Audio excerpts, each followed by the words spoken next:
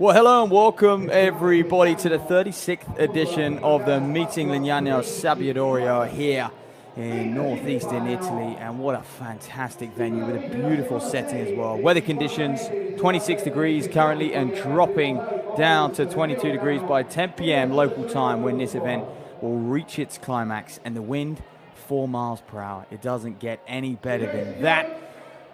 Well, the water park's shut, so I presume they're all going to be heading over to the stadium to catch some fine athletics action. You can see how close we are to the coast in the backdrop here as well. I'm Matt Seddon. I'm going to be your commentator throughout the evening, and we have some stars on display here tonight. We have Jake Whiteman, world champion over the 1500 in 2022. Leonardo Fabri is just tearing up the shot put at the moment. We're enjoying watching him throw. It's an all-Italian affair, really, with the likes of Fabri, Zane Weir in there as well, and Nick Ponzio, the American-born Italian. So those three stars of Italian athletics, but meanwhile, we're opening here with a Fast and Furious 50 meters trackside to set this meet up.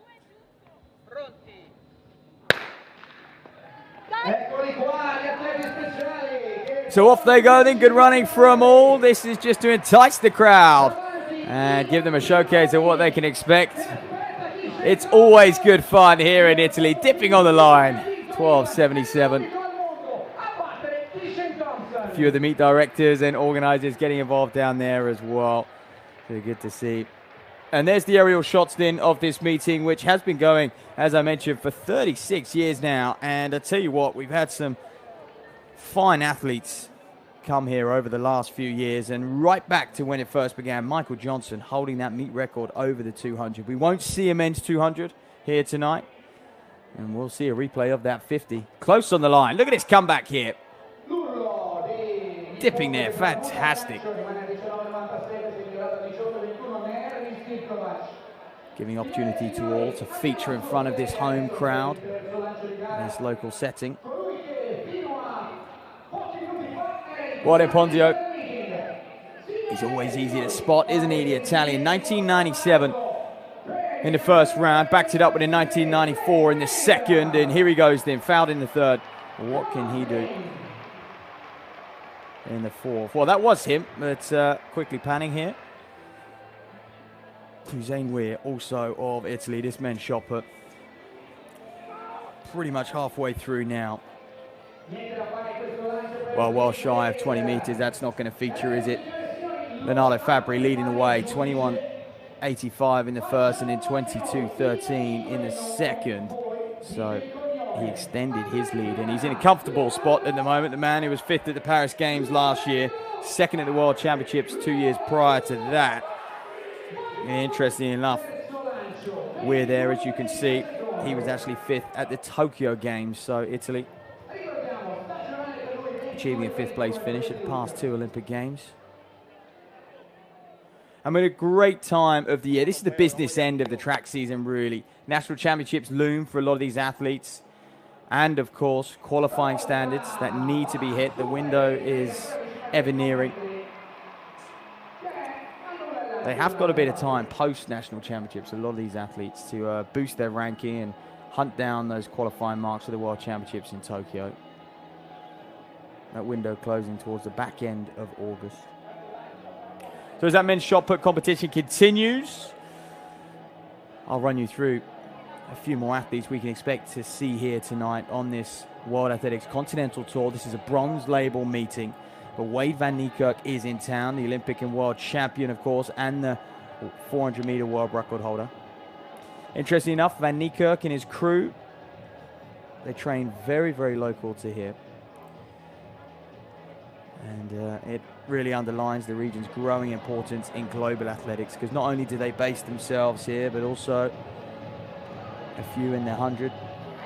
Jamaicans coming over, they always base themselves here in the summer as well. Coached by that Stephen Francis, legendary coach there. So then here we go, ladies and gentlemen, off at just 2 minutes past 8. This will be the first of 3 men's 100-meter races. And on the inside, you can see Melvin Marcello in there. 10:17 is lifetime best. He goes in 1 from the Dominican Republic. Next to him, then Mike Campbell, Jamaican. Speaking of the Jamaicans, as I mentioned, they do base themselves here through the summer, so we have got a lot of Jamaicans competing here at Lignano tonight. The Campbell, though, has a very, very credible lifetime best. Only a 10.23 season best at the moment. Abdurrahman Kareem then, the South African, 10.07. Equal lifetime best to Campbell to his left. Still a youngster, still just 21 years of age. So Rohan Watson won't feature. And there we are, Jack Hale of Australia. We've got multiple Australians here as well. 10-12. Watson was due to be the fastest in the field, 5th at the Jamaican National Championships a few weeks back. One of the few countries have actually had their national championships. So just 4 to run in this men's opening 100. There will be 2 more heats after this. Marcelino goes in 2. Campbell, Kareem, and Hale.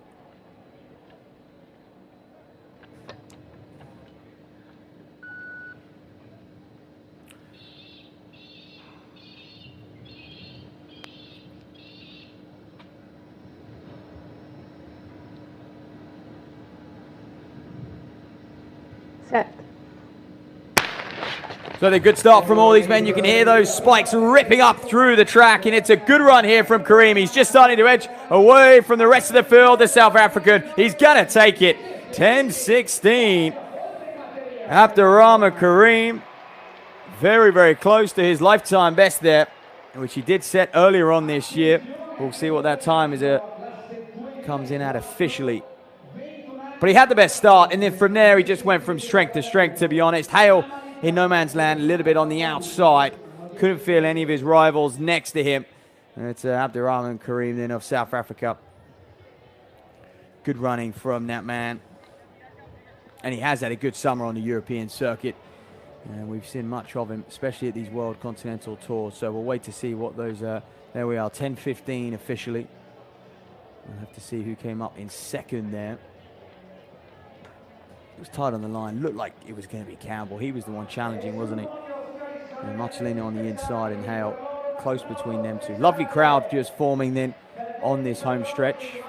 They get a nice aerial view of the home straight. And well, we get an aerial view of this men's shot put competition because we have Italian royalty in the house, to be honest with you. 3 of the very, very best, and they all are superb characters. Role models for this event and inspiration to all. Leonardo Fabri, Zane Weir, Nick Ponzio. And then from USC. Meanwhile, that second heat just warming up. So it was, so just confirm the results there. You can see Kareem, Campbell, Hale, and Marcelino on the outside. Equal 10.56, coming down to the thousandths of a second for those guys. So heat 2 will have Orlandini of Italy. Lorenzo Orlandini, 10.75, his lifetime best. Can he get a PB here today? Conditions are perfect. Sprinters, well, they may well want a slight tailwind. They haven't got that here tonight. Wind readings between 2 and 4 miles per hour, next to nothing. Jacob Despard of Australia also goes in this one, 10.15 performer.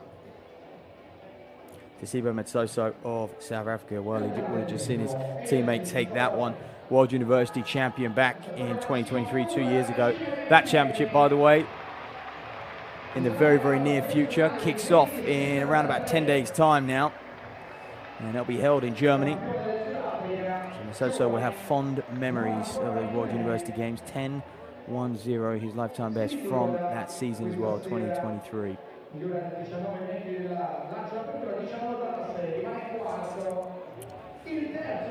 So there's Smith to South Africa, 1986. That will boost him up the leaderboard a little bit in this men's shot put. Much better.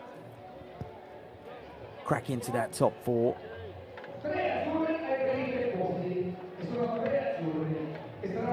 Well, here's Ponzio, sits in 3rd. Some heavy strapping around the knees and the elbow there. Perhaps just nursing a few niggles at this stage in the season. 2067, his season's best. That lifetime best of his, 2183, coming back in 2022. What's he got then? Oh, and that might just threat. He's awfully consistent, isn't he? He might threaten 20 meters. I think he's going to be just shy once again. You're going to be in that 1990 region again for Ponzio. Former USC star over in the NCAA. 19 competitions this year already since the turn of 2025. Well, 1992, so he's getting steadily. You wouldn't call it worse, would you? But throwing, it's a little shorter each time there. Well, here's Zane Worthing. Comfortably sits in second, however, needs to rally. It's a good head-to-head between him and Fabri. Oh, and that's better. Well, it won't challenge Fabri in that sense, but it is better. And he's trending in the right way as we go into the final stages of this men's shot put.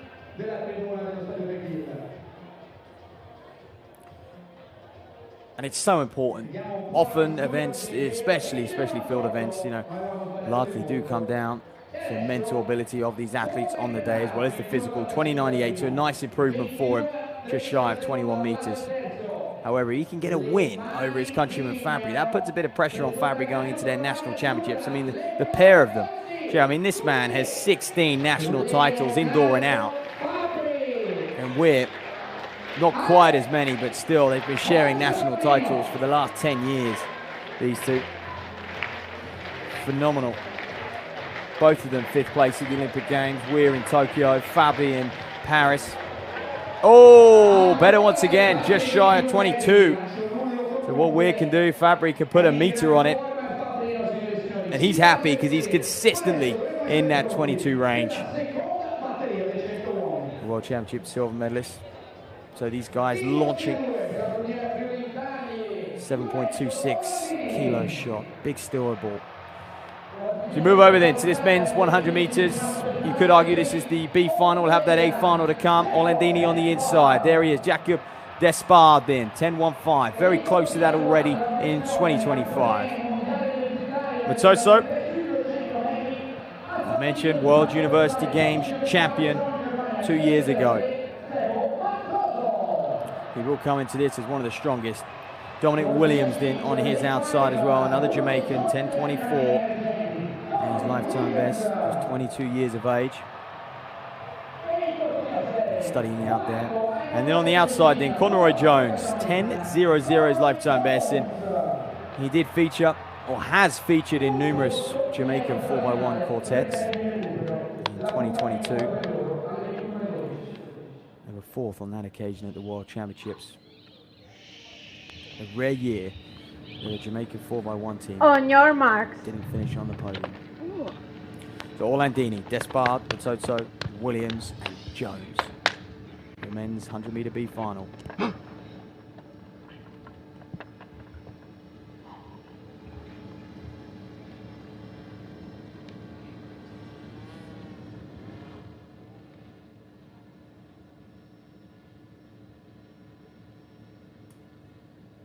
Set. So watch out for Jones on the outside. Then he's the fastest in the field. A season opener for him. And in the dead center there, Masoso just edging clear, spearheading this field. He's going to take it. Cruises across the line as well. 10.27 for that man. Continues to impress the South African. And the big fella Wade van Niekerk, the king of South African athletics, will go in that 3rd and final heat, ladies and gentlemen. So stick around for that. But it was all Masoso, really. I would expect a little bit more from Conroy Jones there. I know he is just opening up his campaign. However, had a pretty strong start and then just didn't really find his groove, did he? Just couldn't accelerate through the latter stages or the mid-phase of that race. And we all know those latter stages, you're just limiting how much you can slow down.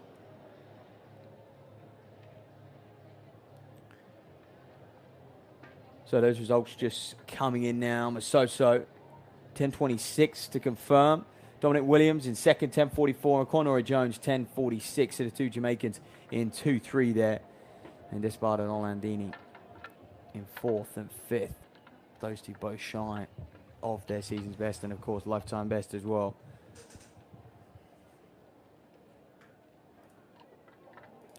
So back to the men's shot. Aiden Smith, ooh, well shy. Not his best throw. He had a very, very good fourth round throw. That one he'll foul out. He won't care for that to be measured.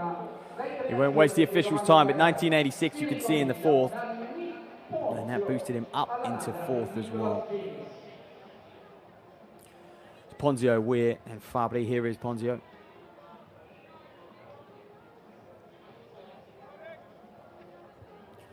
Always sporting that fantastic, recognizable tash of his.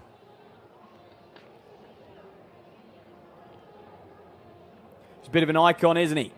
However, he's up against it here. He's going to need to improve by a meter or so to challenge for second. Well, it's a small improvement once again.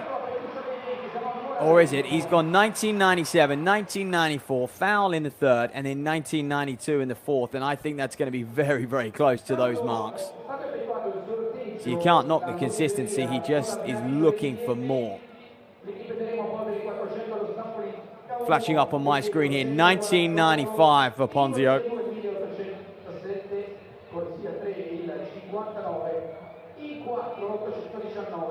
That must be a rarity. When was the last time this happened in a shot put competition? An athlete throwing within 5 centimeters across the board, across their 4 throws. Awfully consistent. Here goes Zane Worthing. As I mentioned, multiple-time Italian champion as well. European indoor champion back in 2023. That's better. Again, he's another athlete who's just throwing consistently at this stage in the season. Perhaps a little tired. I mean, some of these men have done an incredible number of competitions. I mentioned Ponzio. This is his 20th competition since January. Given they, of course, have the indoor campaign, we're about halfway through the year, and these men throwing at least once a week.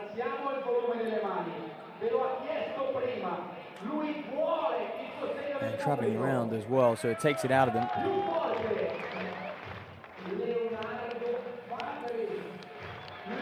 Well, Leonardo Fabri, your silver medalist in Budapest in 2023.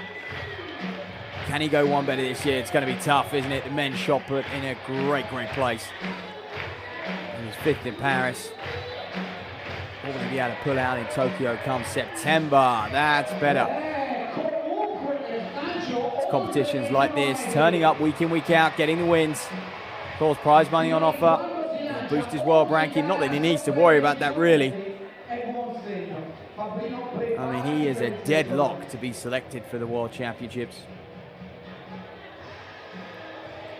And to give you a bit of context to these throws, I always think looking at those world standards sort of just allows us to differentiate between real world-class athletes and those just on the cusp of being picked for their national teams. And the shot put standard 21.80 on the men's side. So Angelo Giu will go in 1, or shall I say lane 2 in this one. The young Italian, still just an under 20, 11.02. And how about this? He's going to line up with an empty lane. Ainsley McGregor not starting for Jamaica. So he'll have an empty lane, and then the 400-meter world record holder, Wade van Niekerk. He's now based here pretty much all year round, training alongside the likes of Simbini. So 9.94, his lifetime best. He was the first man to break 10 seconds, 20 seconds, and 44 in the 400.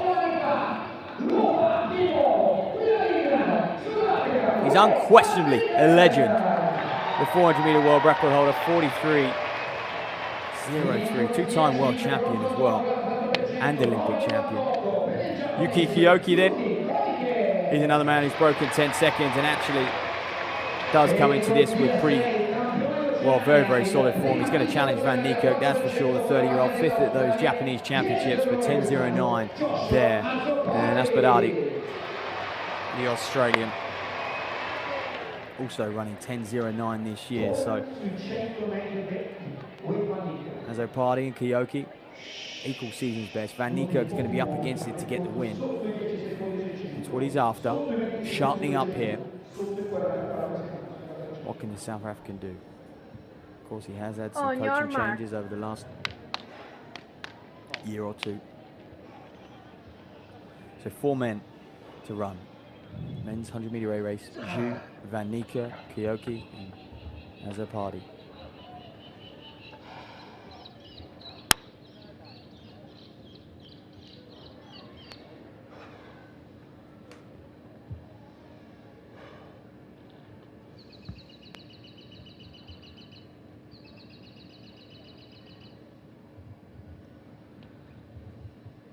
Set.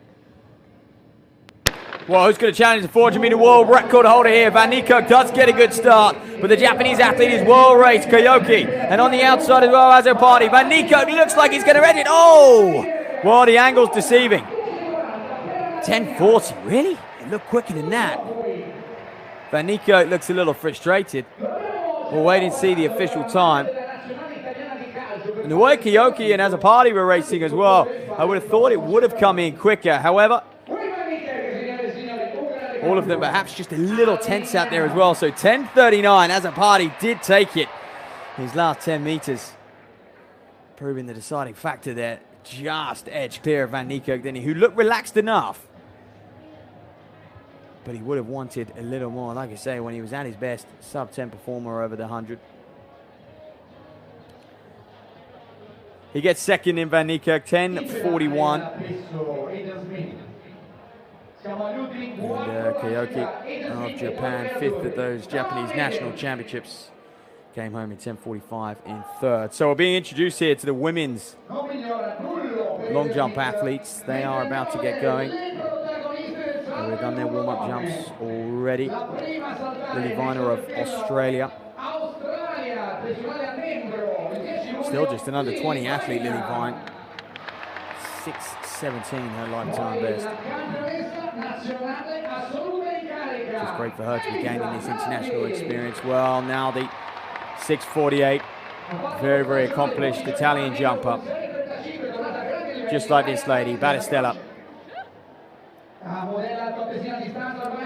In fact, Anna Menz, Battistella is a no-show, we can just see. So Anna Menz of Italy, 6:12, PB this year, so comes into this in good form. Maya Sketty next to her, 6:30 from Australia, so a couple of Australians in here. And the Hong Kong national record holder, 6:50, Tiffany Yu. Been over in Britain, competing there on some British National League events as well. So Danielle Nolte from South Africa, 6:61. And we have some of the big hitters. Ahmed Zavosky, look out for her. Another Australian, 6:58. This field is very, very close. So you don't often get long jump fields this tight on the World Tour circuit.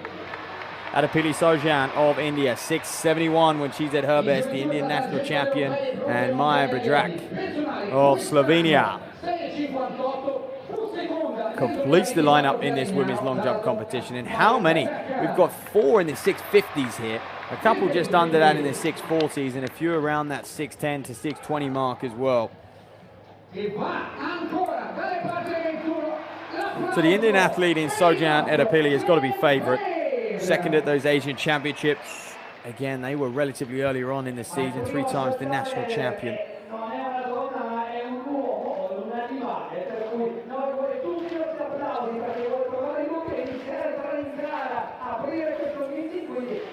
So that men's long jump competition has pretty much concluded.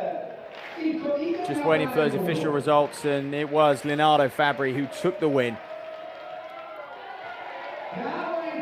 But now it's just about, can he extend that 22:13 mark, because everyone else has thrown.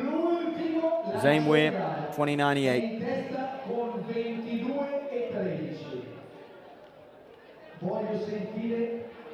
In second place, Nick Ponzio, 2044. So here he goes, Fabri, 22:13 to sweeten the deal. Can he throw even further? And he'll be happy now. He's taken that meet record off of Weir. That meet record from 2024, 21:29. We're through on that occasion. So Fabri, not only he's got the win, he's stolen the meet record, and now can he go one better? Can he challenge that lifetime best of 22.98, even a season's best of 22.31. Fabry in the circle, launches that one out, drops just below 22 meters. Height was there, couldn't quite get the distance. Bit of fatigue towards the end there, and it was job done for him, really. He would have had a couple goals coming into this. One of them would have been that meet record. It was a soft one, wasn't it, from Weir? No discredit to him. But for a man like Fabry, who throws 22-meter plus on a routine basis, they would have wanted to box that off and, of course, as a result of that, get the victory. So that was the only men's field event set to take place here at Lignano Sabbiadoro.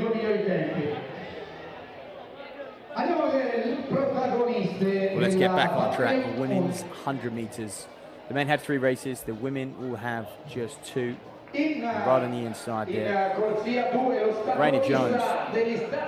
We saw her in the 100-meter hurdles, and this lady is phenomenal. Talk about Fabry competing a lot. This lady, 36 races since January. Make that one more in the hurdles. Make that another here. So it's going to be 38 races since the turn of the year. And Bisha goes alongside her, the South African. It's been a good day for South African athletes. Slolly of Jamaica, 11.16. Her season's best, 10.99. The only woman in this field to have broken that 11-second barrier. And Belinazi, the 25-year-old, 11.54. Lifetime season's best. 7th to those Italian champs. Indoors, strong 60-meter runner.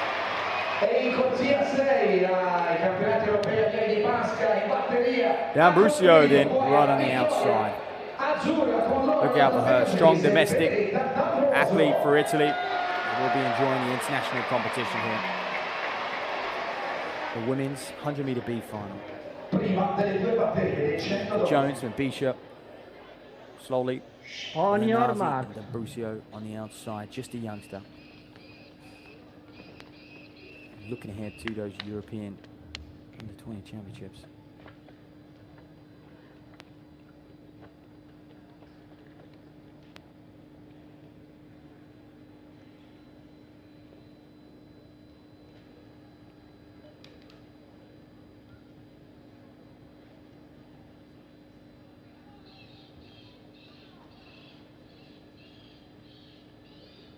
Set. So off and away then in this women's 100. Look out for Raina Jones. She won the hurdles just about 30 minutes or so ago. She's holding strong there in 2, but coming back. Mamisha in the middle, dead center, is going to take it. And great run. Crystal slowly, apologies, takes it there in the yellow. And Mamisha was left for dust, wasn't she? On her outside, Jones and Slolly. Difficult lane draw for her, but Slolly, good run, and she was the fastest in the field, and it proved, but Jones starting so fast. That's that hurdle background, getting up to hurdle 1, you can see. And a little bit of fatigue. She's going to challenge for the win had she not have run the hurdles just 20 or so minutes ago. It was literally right before we came on air. But great run there from Crystal Slolly. 11.41 then, so a little down on what she has done this year. 16 semi-finalists at the Jamaican Championships. So great to have her over now on the World Tour. We're going to see more of her throughout the rest of the summer, no doubt. 100 plus World Tour meetings between Challenger, Bronze, Silver and Gold throughout the 2025 calendar year. So there's confirmation of that result. Raina Jones, it was close in the end to 11.57. Mabisha, Belinazi, D'Ambrosio down there in 5th. That was race 1 of 2 in this women's 100. And as the evening progresses, so does the event distance. We start with the 100s, we then move to the 400s, and then we'll have those 2 800s to come. And then we'll close out the action with the 1500s.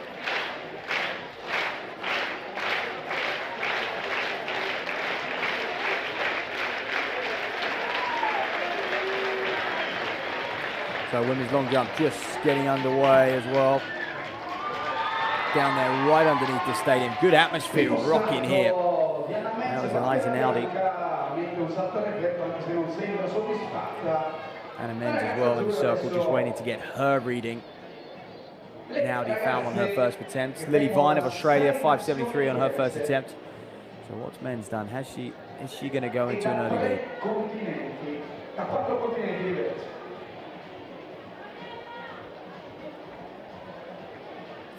Well, here's a replay then. We can see. Let's keep an eye on the board. Oh, well shy. Good on the board. Let's say well shy of 6 meters. Flashing up here. 5.97. So men's will take an early lead.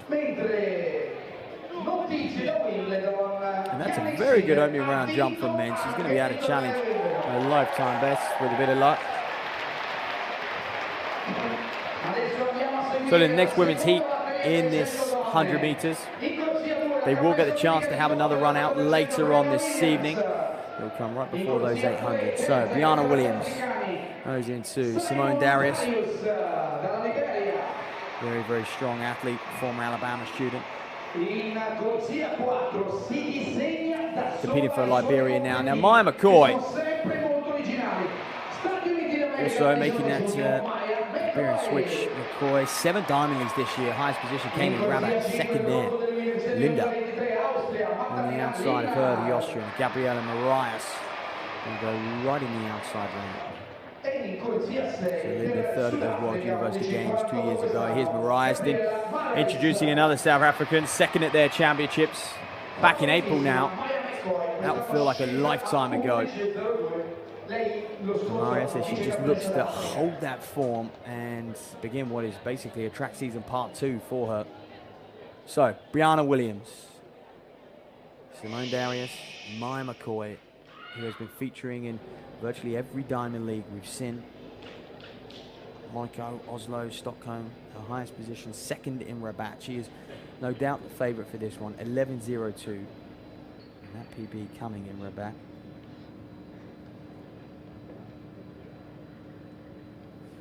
So she's well raced. And she's just got to qualify here.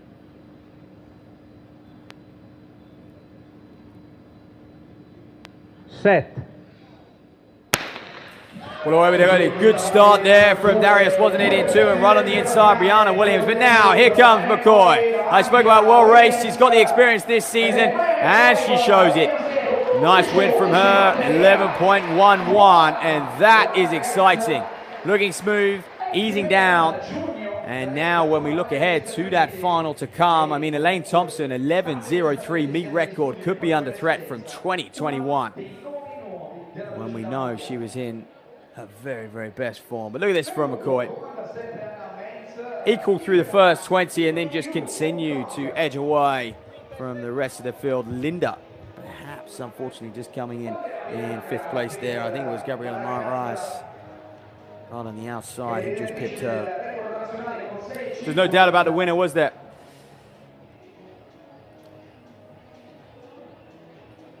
Brianna Williams in second, 11.39. Simone Darius there, 11.49 as well. Linda and Marias in 4th and 5th, and it was, in fact, Linda did hang on for 4th. That angle just a little bit deceiving. If we throw back to this women's long jump then, Danielle Nolt.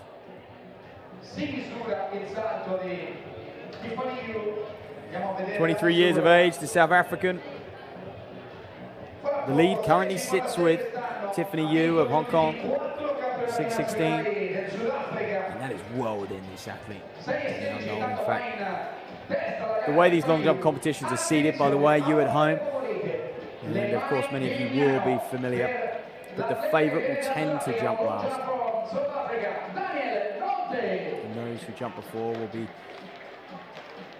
seeded in PB order, the season's best order, whichever one the officials, the meet organisers decide. So Nolte.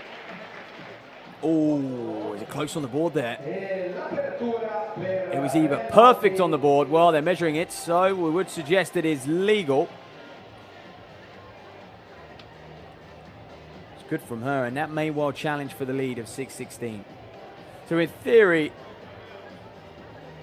the later you jump, the further up the field you will finish. And will Nolte just bump her way up top of the leaderboard? It's going to be close. Yes, she will. Coming through on my screen here, Danielle Nolte, confirmation of that jump as we see a replay. 6:26 from the South African. So we started with Lily Vine, 5:73 from her, and then it was improved by Anna Metz, 5:97. It was then again improved by Tiffany Yu of Hong Kong, China, 6:16, and now Nolte takes the lead, 6:26. That's the mark. Ahmed Voski is going to want to clear. I mean, this athlete, by the way, she shoots down the runway. She has amazing speed. I think that was just a slight foul on board. Or was it legal? They're going in to measure it. But she is an incredible talent, the Australian. Still just 18 years of age. She's a phenomenal hurdler. An oceanic record holder over the 60-meter hurdles. But how about this? World Junior champion in the long jump. And World Junior bronze medalist in the 100-meter hurdles. And often you see it, don't we? I mean, the likes of Tara Davis-Woodall, fantastic on the board, to be honest. There's a little more room she can play with there, but I think the angle we're getting this at doesn't help. But as I was saying, 6:47 then from Adavoski of Australia. So she does take the lead, and now that's the mark. Well, it's very close to her season's best. Not a million miles off her lifetime best. That's the mark which might challenge this lady, arguably one of the favourites. Pili Sojan of India. Picked up a silver at those Asian Games, those Asian Championships just a month or so ago. So here goes the Indian national champ. That looks a little shorter than Amadavoski's. It's a white flag, it's going to be legal, but I don't think it's going to threaten for top spot just yet. She's got 5 rounds to roll, though. She won't be panicking at this stage. Not at all. So next track event is due to be the women's 400, but I'm seeing hurdles out on the track, so perhaps we have the men's 400-meter hurdles up next, and then just a quick switch. So very good on the board there. And 6:26, so that's equal second place there for Pili Sojan. Just listen to the crowd congratulating this man, Fabry. I mean, he is a legend. Talk about icons in the sport. He's won. So's Weir, so's Ponzio. And it's great to have him in a meet like this. He's even got his own chant from the local crowd.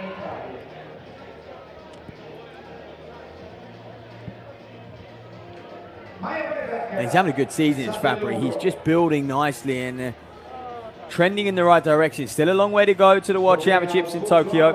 He'll have to negotiate his national championships first. I would have thought, well, he's up against the best of Italy really today. Dispatched of them quite comfortably. I would have thought he'd have no problem with that.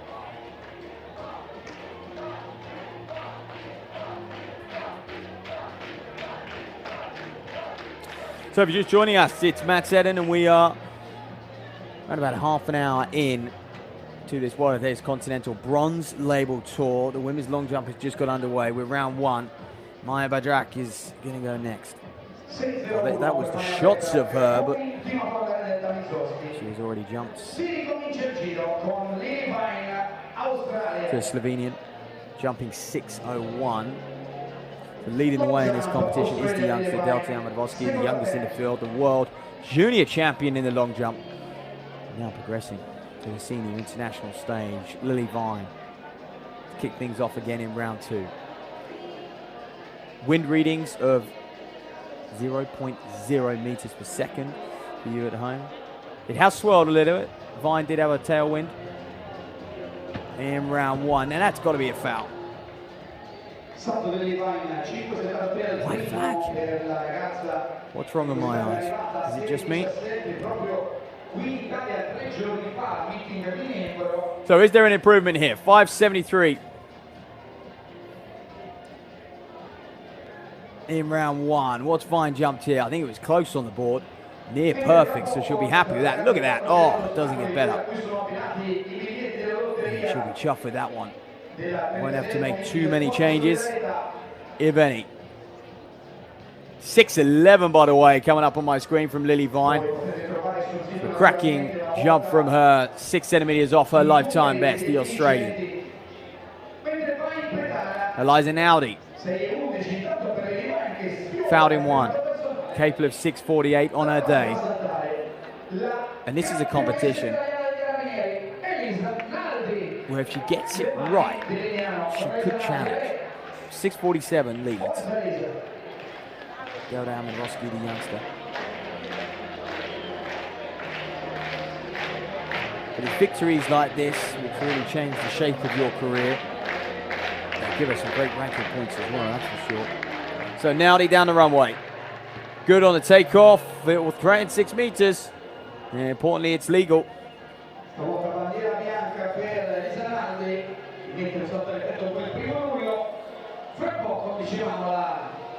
But we must put into context, as we see a replay of Naudi, the women's long jump, their qualifying marks incredibly different. 6:86 to qualify for Tokyo, that auto mark for these women. And field events are one of the events which did take a little bit of a hit when they introduced these new world ranking points and qualifying marks just a couple of years ago, World Athletics, because just 36 to qualify in the field events. Compare that to the 1500 meters, for example, 56. Another 20 athletes accepted to the World Championships. So then the men's 400 meter hurdles, it's out there on the track. There we are, Pasquale on the inside, the under 23 athlete from Italy. We just got 2 Italians in this. And South Africa will be next to him.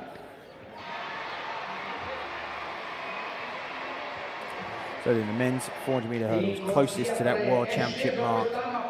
And here's João Nunes. He's here probably for one reason only. Can he sneak it today? Conditions are perfect. He goes in 4. The man from Dominica, 48.58. Bertoldo there, 49.63. He's one of the leading Italian 400 meter hurdlers. But look at this man. Well, he's amped up, isn't he? He's ready to rock and roll. Season's best of 49.31, but he knows what he's got to do if he's going to be there in Tokyo for the World Championships. It's a very, very competitive event, the 400 meter hurdles, and boy, has it moved on. I don't need to remind you of the 3 men who have been breaking records in this event over the last few years. On the outside in Van Rensburg, and he goes in 5, and then out there in 6, just a small 6-lane track this in Italy, is Victor Ntwang of Botswana. And again, he's another man who is very close to that World Championship qualifying mark, 48.82. And he has a good lane. And 5 and 6, probably the best lanes on this track. Like easy curves as well. It really is a stunning setting. The weather is so consistent, consistently good, year after year. And that is why many of these athletes come back. Here we are, the men's 400 meter hurdles.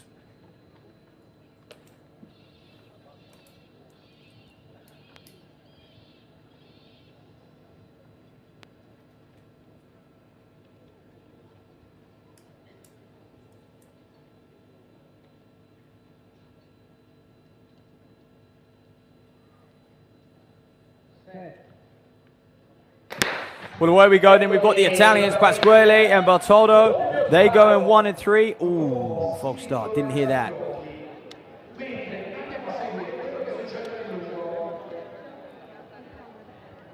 Well, let's have a look. I feel like this might be a green card.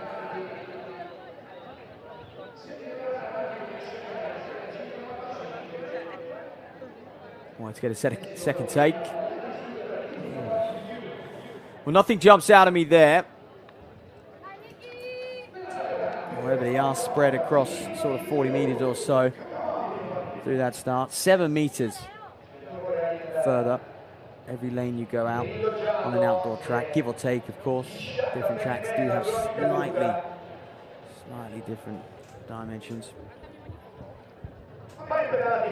So we'll wait and see. We do hope no one is disqualified here. I doubt they will be. I think this is going to be a green card. I think the officials will acknowledge that. And sometimes all it takes is these start blocks to just be wired a little bit wrong. Just a little bit of a technical malfunction in relation to the gun as well. So let's see. Let's keep an eye out. But Victor Twain looking relaxed on the outside. Van Rensburg, South African, and Yaro Nunes.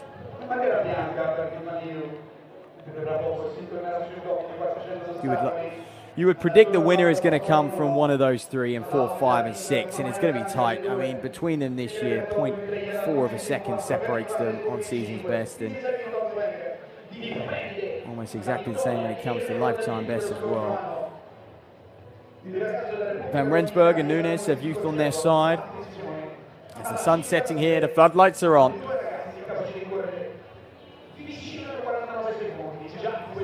Meeting Lignano, Sabbiadoro.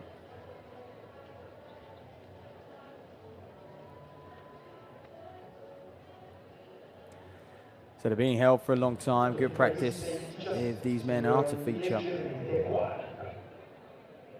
Well, the Felix Sanchez Academy. He's in safe hands, this man.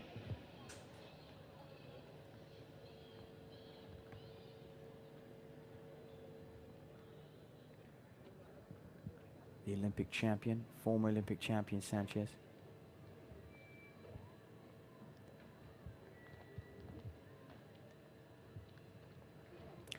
So we wait patiently, just like the men down there on the start line. The crowd go quiet. Tension builds. Pasquale on the inside. Daniel Stromer goes in 2, Bertoldo in 3, Nunes in 4, Van Rensburg in 5, and Victor Twang. Eyes on him. Goes on the outside in 6.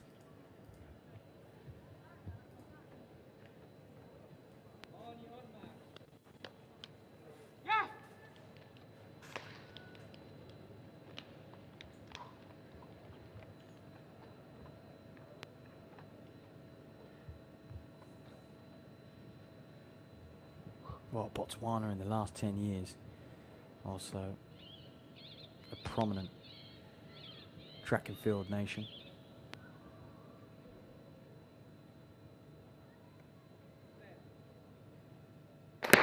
So then away we go. Second time in this men's 400-meter hurdles. Yaro Nunes goes in 4. Look out, first to rise. Van Rensburg moving very, very quickly there in 5, isn't he? He's already up on Victor Twang, who does look relaxed, that man. Beautiful, fluid action for him as well. So, will Van Rensburg take the lead and open it up round the stagger as it unwinds on this top bend? But the Twang pacing this a little smarter. Look at him now as he starts to accelerate.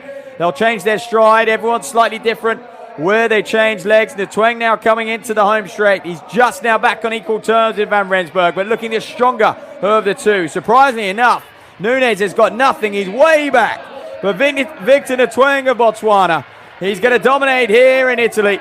And watch the clock because he's after that world qualifying mark just outside, 49.4. Misses it by just under a second, but he gets the victory, and that's important. And he continues to challenge his season's best, the 49.2. That's Wang. And perhaps he will thank Van Rensburg because it just pushed him at the right time in that race, didn't he? He did get out a little bit too relaxed for me. He finished exceptionally strong. You see Van Rensburg there really fading. A messy technique over that final barrier. 10 hurdles of just under a meter. That's what these men have to cope with whilst running flat out one lap of the track. So 49.42 for the winner. The rest of the results coming in. It was Bertoldo with a great performance, 50.6 there in second. Van Rensburg on the outside of Pasquale, and Nunes, interestingly, bizarrely in fact, all the way down there in sixth when on paper you would have had him down as one of the strong favourites. So we've got more 400-metre action to come.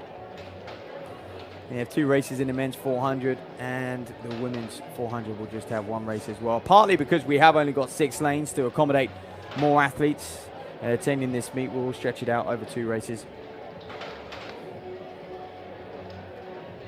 in the men's event.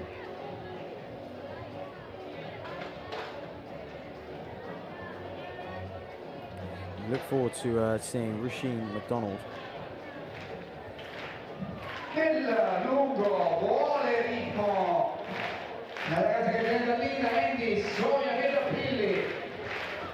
Well, the final moments, closing stages of that men's 400-meter hurdles. It was routine in the end for Victor Netwang.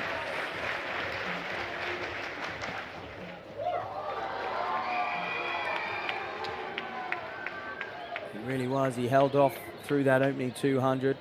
Later, Van Rensburg right up on him.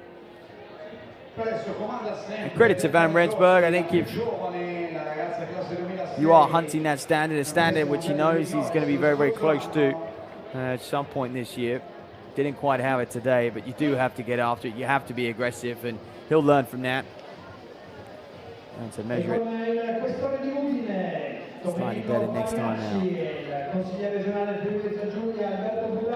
Abbiamo la premiazione appena vista, quella di 400 ostacoli maschili. Ancora stanco e provato nella prova vinta col grande tempo di... Well, here's Maja Bedřák of Slovenia. Off the pace at the moment. Leader Amedvoski fouled in the second round though, so a chance for her to get back on terms with the lead or in and around those podium spots. Maja Bedřák, 6:58. Her lifetime best. She's the woman in form. She has the furthest season's best with that mark as well, but 6:01 in round one. What's she got here in the second? Oh, it's good on the board. 6 meters, just shy. Looks similar enough to me. However, that angle is not the kindest. I really want that angle, which is square to the board behind the runway. So waiting to see what this comes in at. Meanwhile, just before Bedřák, we did have Sojan Edapili, the Indian national champion, 3 times national champion, 6:35. She jumped in the second, so moving her way up, putting a little bit of pressure on Amedvoski.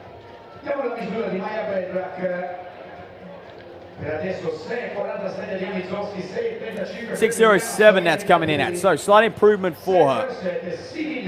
And now we go all the way back, Lily Vine, third round, 5:73, 6:11. That's her scorecard so far. 65th, as you can see.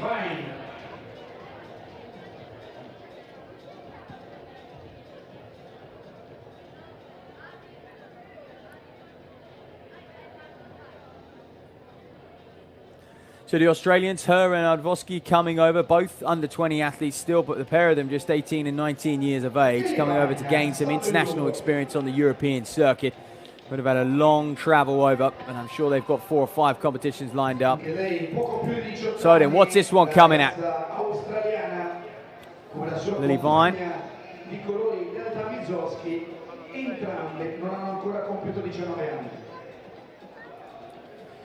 She's getting closer and closer to her lifetime best, is Vine. Let's have another look. Apologies, my images just froze, so just going to look back on that. She was excellent on the board in her second attempt. She's excellent again, but not quite as long. 5:93, so she'll be happy enough with her 6:11 so far, halfway through. Sits in 5th. As we turn our attention now to the women's 400 meters.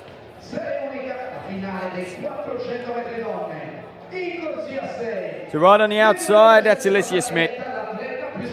The German 52.07 best has been dabbling with the 800, looking to transition to the 800, but only a best of 2:05. I mean, that's not going to challenge even a national final over in Germany. So it hasn't had too much success when looking to step up to the 800. So was an athlete who was consistent in that German 4x4 quartet, perhaps stepping back down again. Paris Peoples then. Great to have her here, the Arkansas athlete. She won in Italy just a few days ago, actually. So she comes into this in good form. Well, Coetzee, Chouani's a no-show, Miranda Coetzee of South Africa. Another athlete to look out for. Well, there is Tirani. Apologies. She goes in 3. So a slight change on the lane draw. 51.06. What can she do? She's a consistent Italian 4x4 runner, is Tirani. And on the men's side, we've got almost their whole quartet who are going to line up. And Rai Vonen, World University Games gold medalist. Fantastic platform for athletes like that to really kickstart their senior campaigns. And there's Veronica Georgievich on the inside, 51.72. Tough lane draw for her, considering when it comes to lifetime best, she's within 0.5 of a second to the fastest in the field. So Paris Peoples and Coetzee are the ones to look out for. They go in 4 and 5.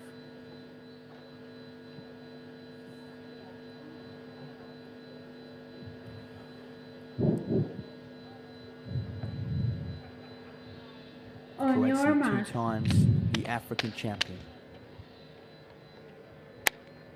Can she win here?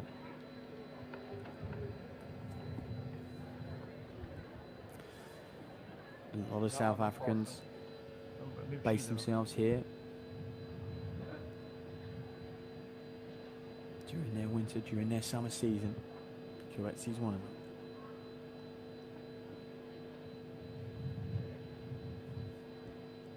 Set. So the women's 400-meter final is off and away. Look out for Coetzee, as I mentioned. She goes in 4. Starting fast. Paris Peoples in 5. Already up on Alicia Smith on the outside. You'd expect that. She's a second or so better than her just this year. So Smith struggling to hold pace with Paris Peoples, who is looking very, very smooth through this opening 200. And this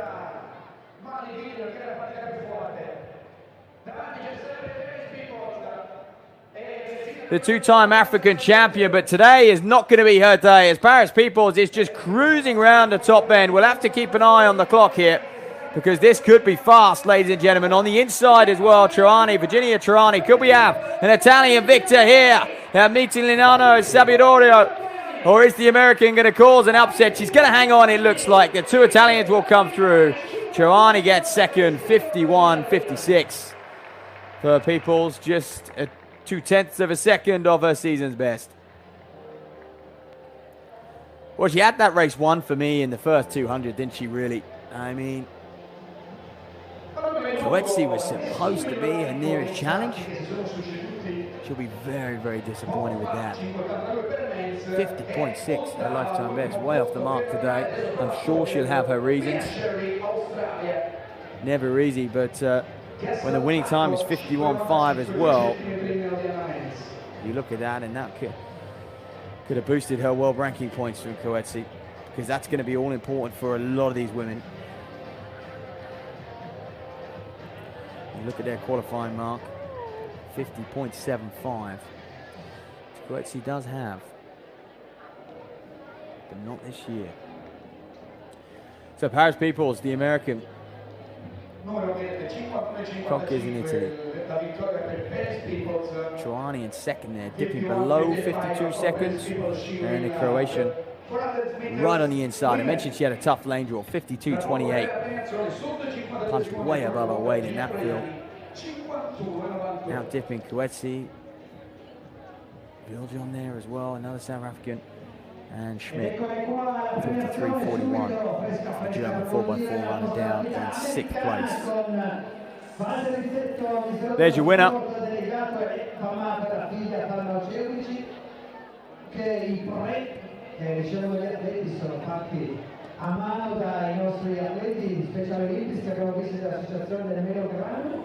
So there'll be 2 men's 400-meter races up next.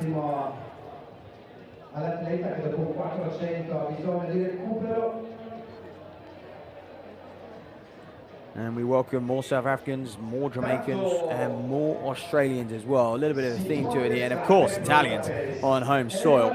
But the international stars tend to come from just those 3 nations, South Africa, Australia, Jamaica. And there you have it. Our first American win of the day, Paris Peoples. Looks happy enough, doesn't she? Brilliant crowd here. I mean, they are very, very engaging. It's a great noise on that home straight.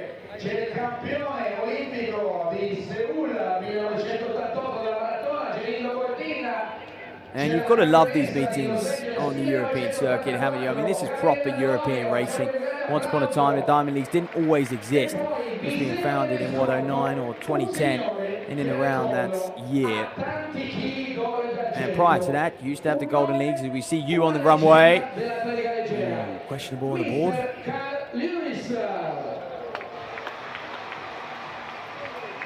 Hong Kong national record holder. World University Games, medalist as well.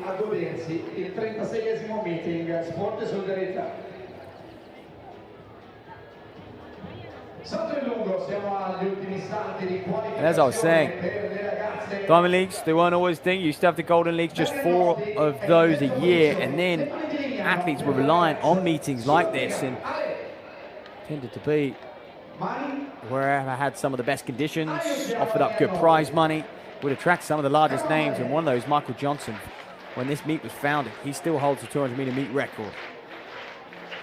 And we don't have a 200 meters tonight, but we have seen Elaine Thompson over the years as well.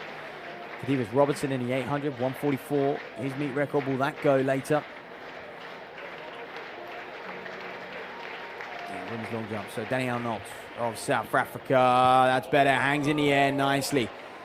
Ooh, 6:26 in the first round. Isn't it an improvement because she fouled out in the second?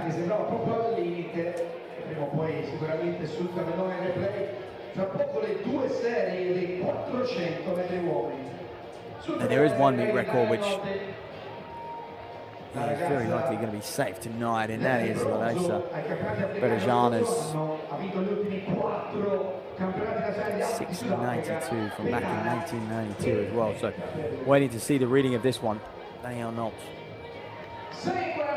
Whoa, 6:44. She'll take that. Shoots up into second place. Wow.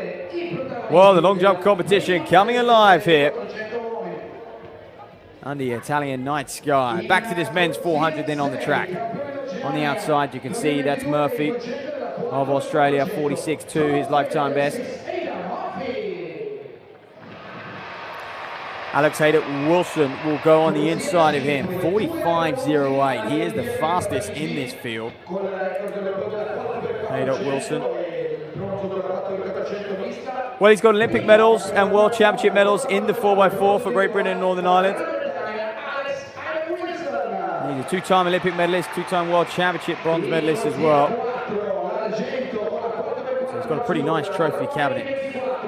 And he awaits individual success, 45.08. That PB coming back in 2022. So there we are. Aceti, Vladimir Aceti of Italy. The sole Italian in this one. He's got a good lane draw in 45.5. Be good to see some of these men consistently get under 46. German's going to be one of them, Vincent Briani. And then on the inside, Samuel Langawa. Tough build for him to live with him. We just want to stay in contact, especially through that opening 200. Anything can happen in the final 150 of a 400.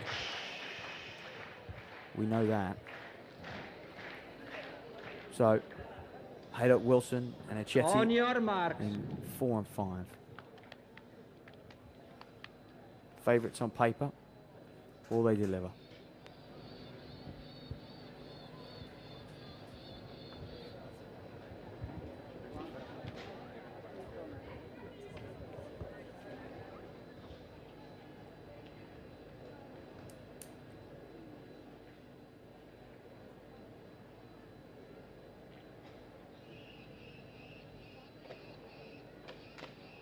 Set.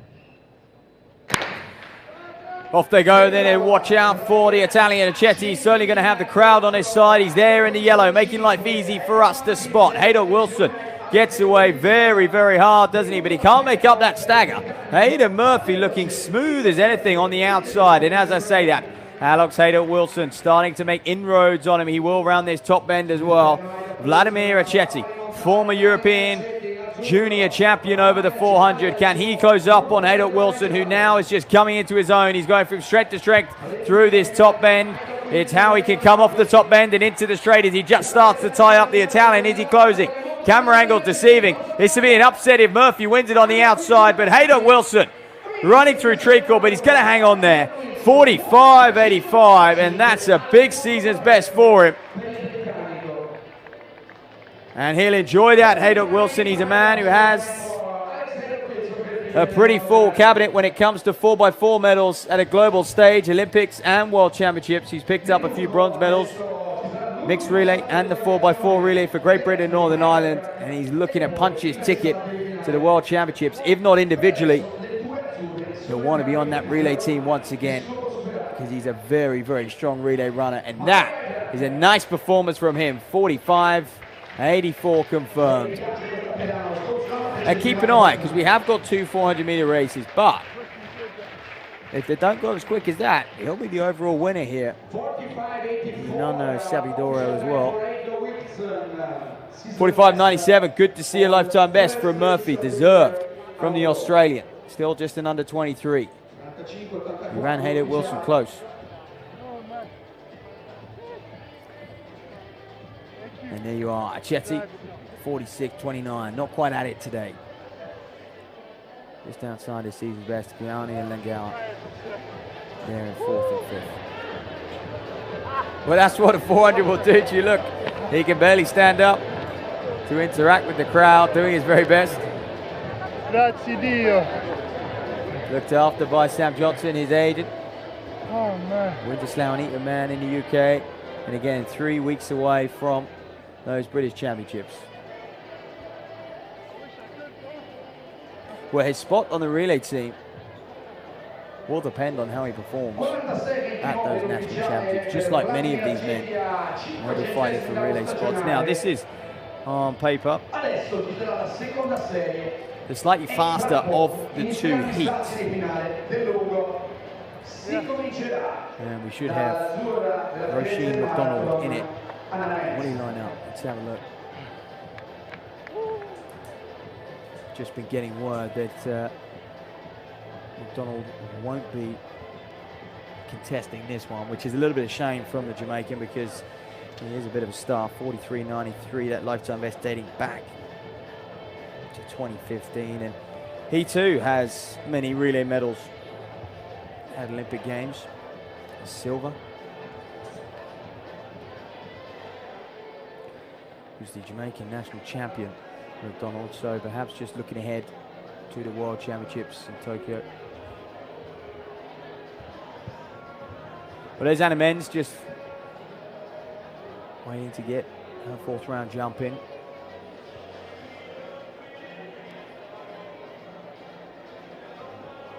I got 24 degrees and next to nothing wind. These jumpers have been jumping with a 0.0 meter per second wind, so it is perfectly still here in north-east Italy, a few kilometers out from Venice.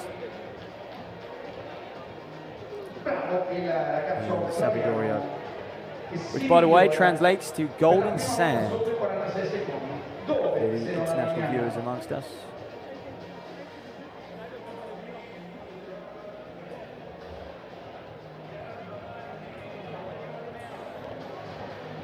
So welcome if you're joining us. The World Athletics Continental Tour Bronze Label meeting here at the meeting Lignano Sabbiadoro. And we are right on about halfway through this meeting, an hour left of the action.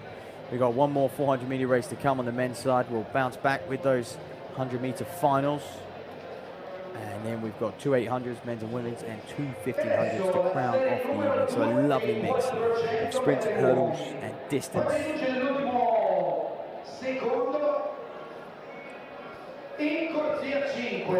So Gadeo Isaacs on the outside. The South African. As I mentioned, this is where a lot of them base themselves, as well as Jamaicans, through the European summer. Easy access to travel around, and of course, Italy, the weather conditions are near perfect. if you're contesting in an event, anything from 400 meters and under. Beautifully fresh air, sea breeze for them as well. Well, there's Barnes, Sandrion Barnes, the Jamaican on the inside of him. The only man in this field to have broken 45 seconds is Barnes. Fourth at their national championships. Now, that was a few weeks ago now. Riccardo Melli, the Italian interest. Well, Accetti didn't quite live up to the hype and the support he was getting out there on the track. I wonder if Riccardo Melli can do the same. So just 3 go in this. The 2 no-shows, Wendell Miller of Bahamas and Rusheen McDonald. So they go in lanes 5, 4, and 3. The men's 400 meters. Race 2, Riccardo Melli, Zandron Barnes, and Godeo Isaacs.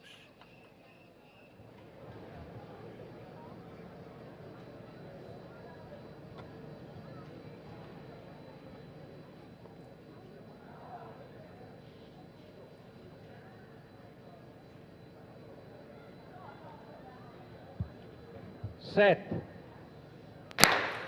Well, Melli in the yellow there is going to have 2 men to aim for and just keeping his sights through this opening 200. And as I say that, they just accelerate away from him through this opening 100 then. Look at Barnes and Isaacs go down the back straight. That's Godeo Isaacs right on the outside. Zandron Barnes of Jamaica on the inside of him. So these two pretty much neck and neck as the stagger starts to unwind now. Barnes looking the stronger of the 2, there's no doubt about that, but there's still 150 meters to run, and this is arguably the hardest part of the race. Godeo Isaacs on the outside from South Africa. Zandron Barnes of Jamaica, he's the only man to have broken 45 seconds. Lifetime best, 45.9. Watch the clock, ladies and gentlemen. Will they beat Hayden Wilson's time? Oh, it's a dead heat. 45.57. Inseparable. They were like a pair of magnets down that last 50. Godeo Isaacs and Zandron Barnes then. 3 years separate the pair in age. Nothing to separate them here. Who are they going to give it to? Look at this. Form falling apart from the pair of them. Isaacs leading to one side. Barnes leading back, wasn't he? Both of them dipping. I mean, goodness, that's close.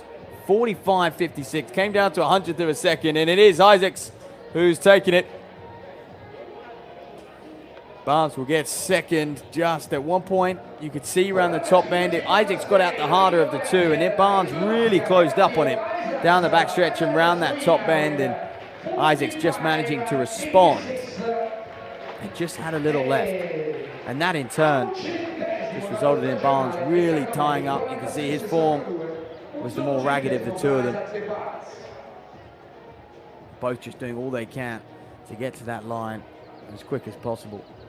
And Riccardo Melli there in 3rd. Tough for him. He didn't really have a race, did he? I mean, those 2 got after it early.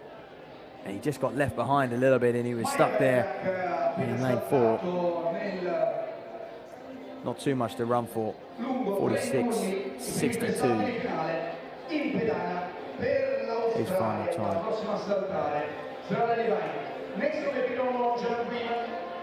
From Australia, Lily Vine.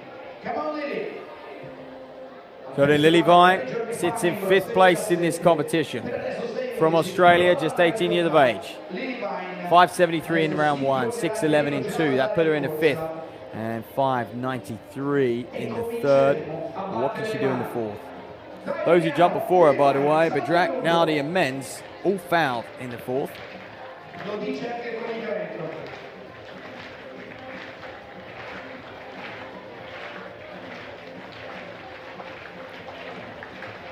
Well, this is a big opportunity for her.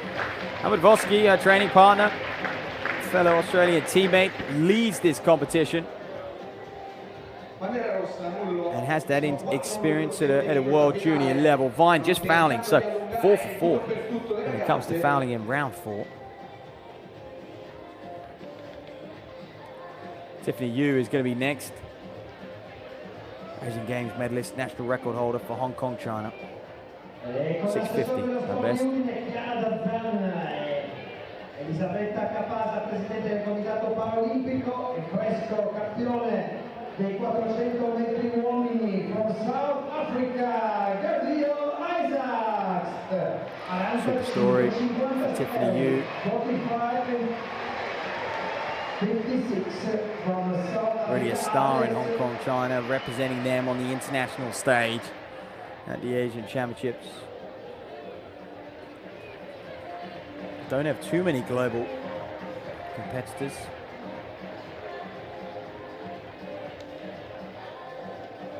But 650, that national record as well. Broken that many times. Anytime she gets a PB, it'll be another national record holder. Tiffany Yu then on the runway. 6:16 and 6:17 in rounds 1 and 2. Foul in the third. And what's this? Another foul. So far, every single athlete, and there's been 5 of them, have all fouled in the 4th round. Should we skip to the 5th? Well, Sojan Adipili of India is next.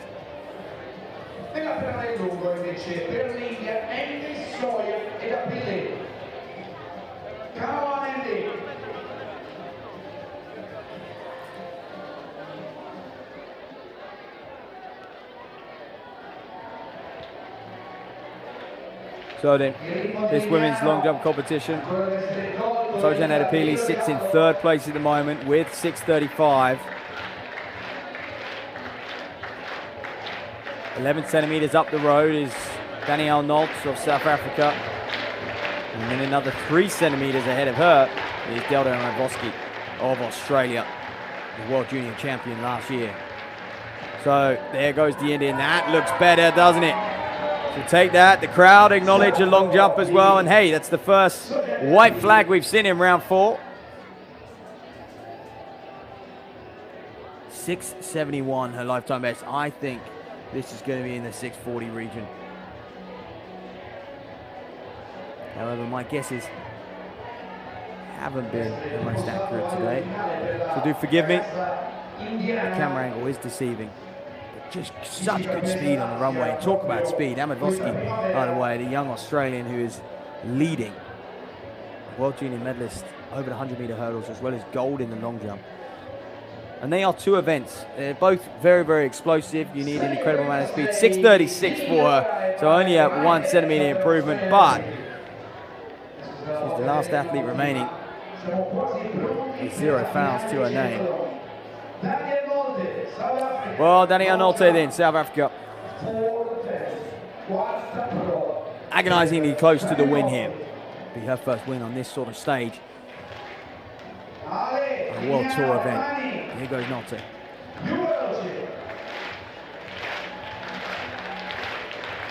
Once again, good speed. Needs to hang. She does.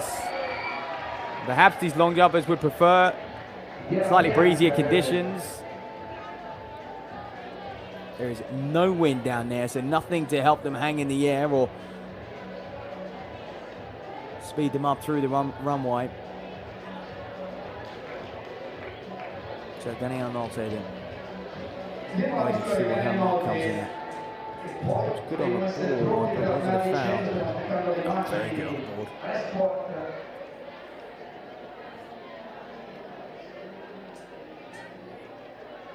While she awaits, there you are then, 6:32 for her, remains in 2nd place. You won't mind that as we are now nearing the business end of this women's long jump final. She'll be happy to stay on the podium, that's for sure. Talk of finals, we've got one up the top of the straightaway. Madalena Linde goes in 1. The Austrian hung in there to qualify for this final. 11:44, 11:69 in qualifying. Simon Darius, ready to welcome her, the Liberian athlete. Is having a great summer, a very, very busy summer. Well, Slowly was a surprise, wasn't she? Crystal Slowly in the heats. And 11:41 came through late. So keep an eye on her. The semi-finalist of Jamaican National Championships. There is McCoy then. She'll be comfortable in this setting. I mean, we've seen her on Diamond League after Diamond League. Highest finish was 2nd in Rabat. qualified comfortably. Bianca Williams on the outside, Brianna Williams, apologies, on the outside of her, and Javale Mabisha. 11:77 to qualify for this, 11:48 season's best. Mabisha.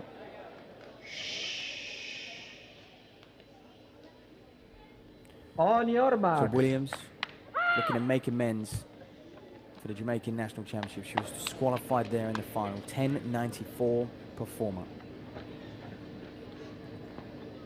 Crystal Slowly only making the semis. Both of them sub-11 second runners. Is that meet record of Elaine Thompson under threat? 11:03. Keep an eye on the clock. Linda, Darius, Slowly, McCoy, Williams, and Mabisha.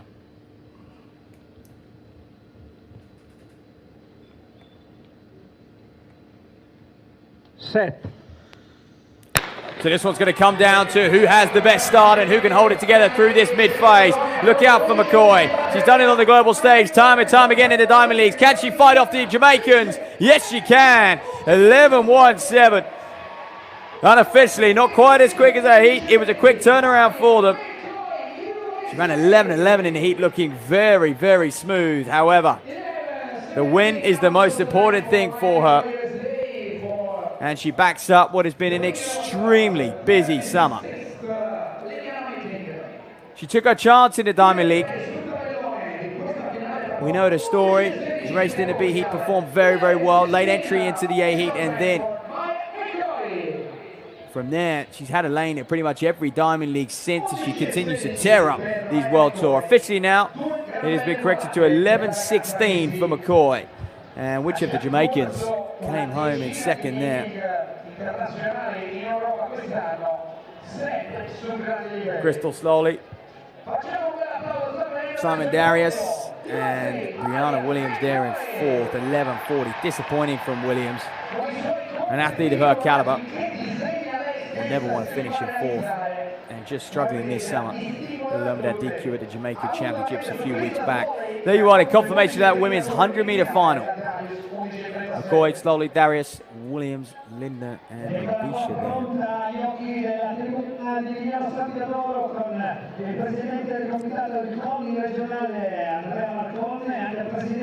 Well, this is an athlete who has transferred her allegiance to Liberia. That's all gone through now. So I think we're going to see her at the World Championship. She's running exceptionally well. Got to give it to her, consistently just bouncing back time after time after time at the highest level. Not many race as much as her, that's for sure.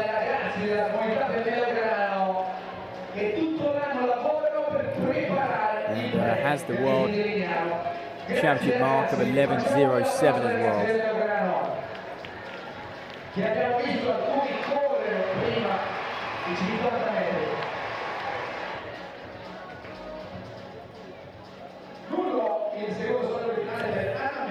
Apologies in that one, the Liberian, of course, Simone Darius in that race, not Maya McCoy. Maya McCoy, still very much a United States athlete, will have to go through their very, very challenging US trials in a couple of weeks.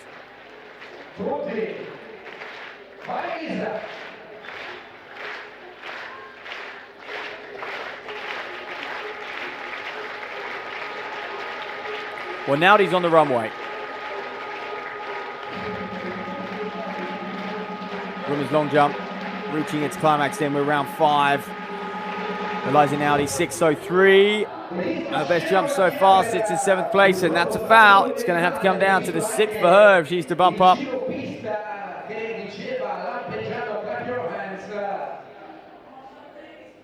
Una delle novità delle meeting di Lignano edizione 2025 che dopo vedremo aiuteranno i profondisti nel loro sforzo. Maya Badrak will be next to jump, having a disappointing competition. The Slovenian came into this one with a 6:58 season's best, the favorite on paper. Now, there you have it. Men's 100-meter final, moments away. Ma adesso, signore e signori, una delle gare più attese, come sempre al meeting di Lignano, la finale dei 100 metri uomini. Well, the Jamaican Dominic Williams qualifying with 10:44. And you can see a little way off his lifetime and season's best. However, if he can raise himself to that level, he might be in with a shot here. Alongside him, the legend, Wade van Niekerk. The first man to break 10, to break 20 and 44 seconds. We know his credentials, the Olympic and world champion, world record holder in the 400. Can he sharpen up here? Looks sluggish in his heats though. Didn't look good for him. Abdurrahman Karime.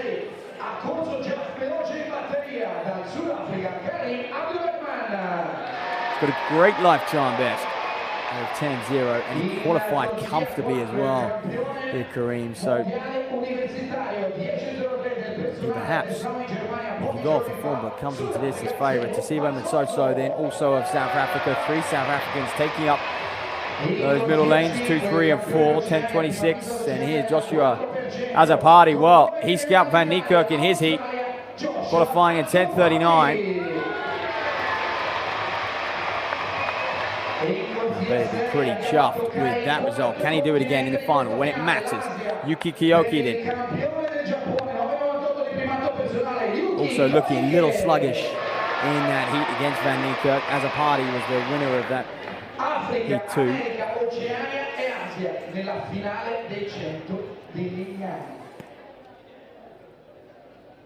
So it's a South African Kareem in 3. Arguably the favourite. He spearheaded his heat, won it comfortably in the end. Don't count out Williams in 1. Van Niekerk, of course. How can we ever count him out? However, wasn't at his best in the heat.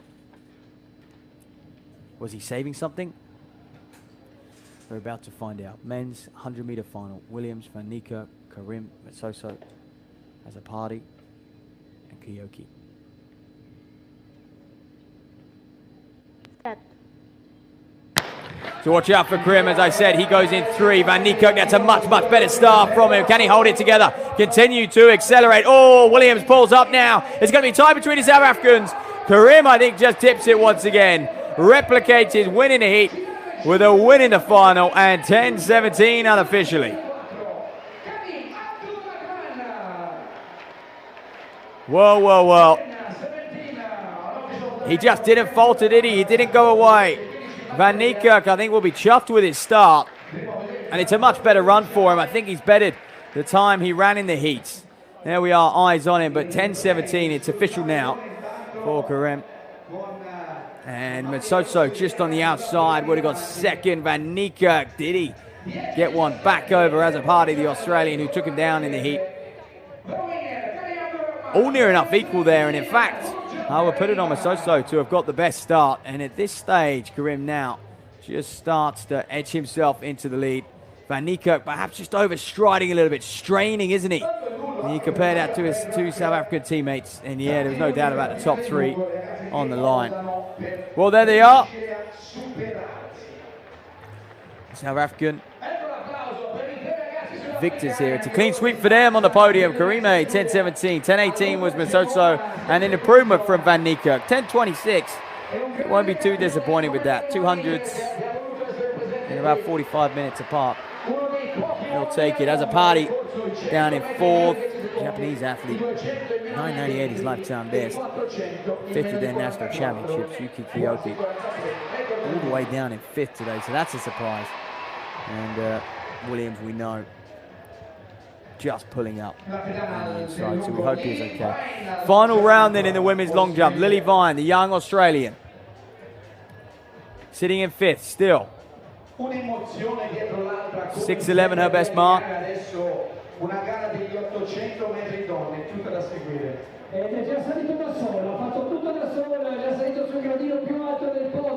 Watch this one coming out as we wait patiently. One of the reasons World Athletics were looking to make a few changes to the long jump is just that wait time for when they can get the distance to the crowd in the stadium and for us at home as well. 5.99 then from Lily Vine in the 5th round, apologies. Not quite in the 6th just yet. Long jump coming up. There's been no change in the leaderboards. Amedvarsky still leads, the World Junior Champion. 6:47 in the first round, fouled out in rounds 2, 3, and 4. And it doesn't matter when you lead the way. And that was another challenge World Athletics face. How can they continue the excitement and the jeopardy laid on into a long jump competition? So often it can be won in the first or second round. So Tiffany Yu, can she produce her best now? It's good jumping from all these women. I mean, it would be tough to see them really soar out some lifetime best because there is absolutely no wind whatsoever, and importantly, there is no tailwind for them. There's no tailwind to help them down, won the runway, and just help them hang in the air that little bit longer, carry them through the air a little bit faster as well. So it is no surprise that they're a little off their lifetime best, but they are all performing very, very consistently, and I think that helps. But the number of athletes fouling in the 4th round, we've seen a lot of consistent scorecards. I think that is down to these beautifully still conditions. And after those hundreds, we'll turn our attention to the middle distance action. Women's 800 will go first, then the men's, and then the 2 1500s to finish up. Soljan Edapili, the Indian star, second at the Asian Games, 3 times the national champion. With a PB of 671, she can feature on a global level if she just gets it right on the day. So often, anything in and around 680, 690 will get you in the mix. Okay, not for the medals, but it will get you to the championship.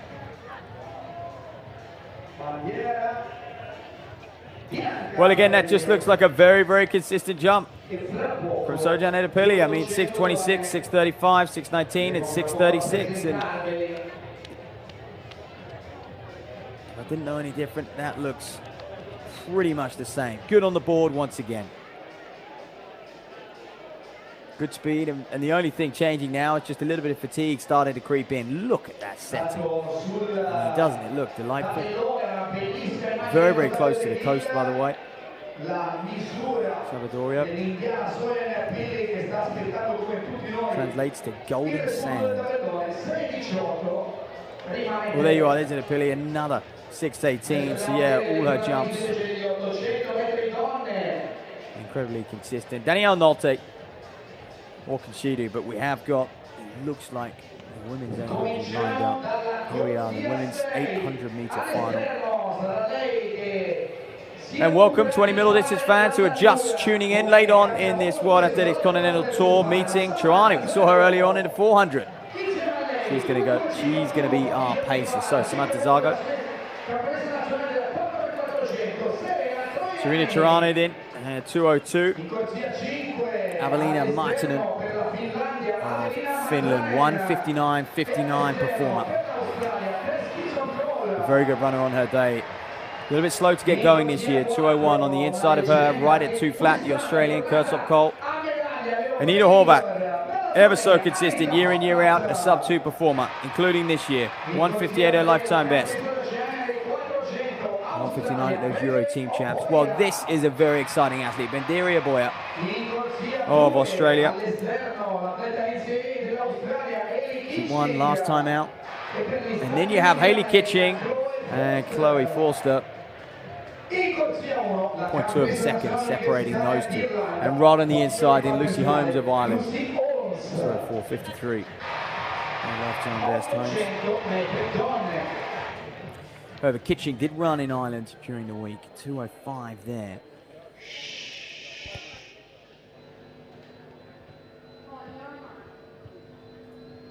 So women's 800-meter final. So where we go then. A beautiful setting in this perfect conditions. 24 degrees or so. Absolutely no wind for these women. Expected to be fast. They need to go out fast here because there's nothing to hold them back. Let's have a clear run. On a lovely 6-lane track, and there's not too many of them in it, so it won't be too congested. And look at the beautiful flowing Boya there, Bendiria Boya of Australia, 25 years of age now. She has had a few ups and downs over the last few years. That's former Oceania 400-meter. Record holder as well, junior record holder. She just looks ever so smooth, doesn't she? She's run a 1:24.600 as well in her time. You would have thought that 1:58, 1:57 is in there somewhere. The OAC athlete, supported now, coached by Craig Mottram. She looks very smooth. They're making this look easy in this women's 800, then aren't they? So through the bell, 58.59. That's great from Aboya. Horvat's in behind her. Kursop Cole's a little further back. Maitonen, you can see Finland. It is an opportunity for her to break 2 minutes once again tonight. But Benderia Boya is just putting on an absolute show, the Australian. We know the talent Australia have over this 2-lap distance. And Abby Caldwell, Jess Hull, there's just so many of them at the moment. But Aboya needs to hold on here. The threat is coming. The charge is coming from Kitching, Forster, Horvat, Kursop Cole is in there as well. The other Australian who has a 2-flat performance as her lifetime best. So Aboya is there to be shot at. 150 meters to run. Keep an eye on the clock. Are we going to see a sub-2 clocking? They've got to close in about 14, 15 seconds. But Aboya continue to hold on. She'll know Kursop Caldwell. They've raced each other many times on the Australian circuit. Horvat out into lane 3, closing hard. Is she going to get there or is she going to run out of room? Aboya will take it, and that's a fine display of front running. Oh, and it doesn't get closer than that, does it, to breaking 2 minutes? Well, Benderia Aboya, I like to see that. It was aggressive. And she looks like she's been for a mere jog. She made that look incredibly easy. It wasn't. Don't be fooled. The best can do that. Have Maitonen in there. Finnish athlete closing hard. But it was a great run, and this is what you got to do in this setting because the conditions are absolutely perfect. I don't blame her for taking it on when she did, getting in behind the pacer. And I thought some of the others just didn't need to leave that gap at 400. They were all well capable of sub 2 minutes today. But in the end, Aboya just missing it herself. 1:59.00. By the way, to give a bit of context to that result, is the World Championship qualifying mark.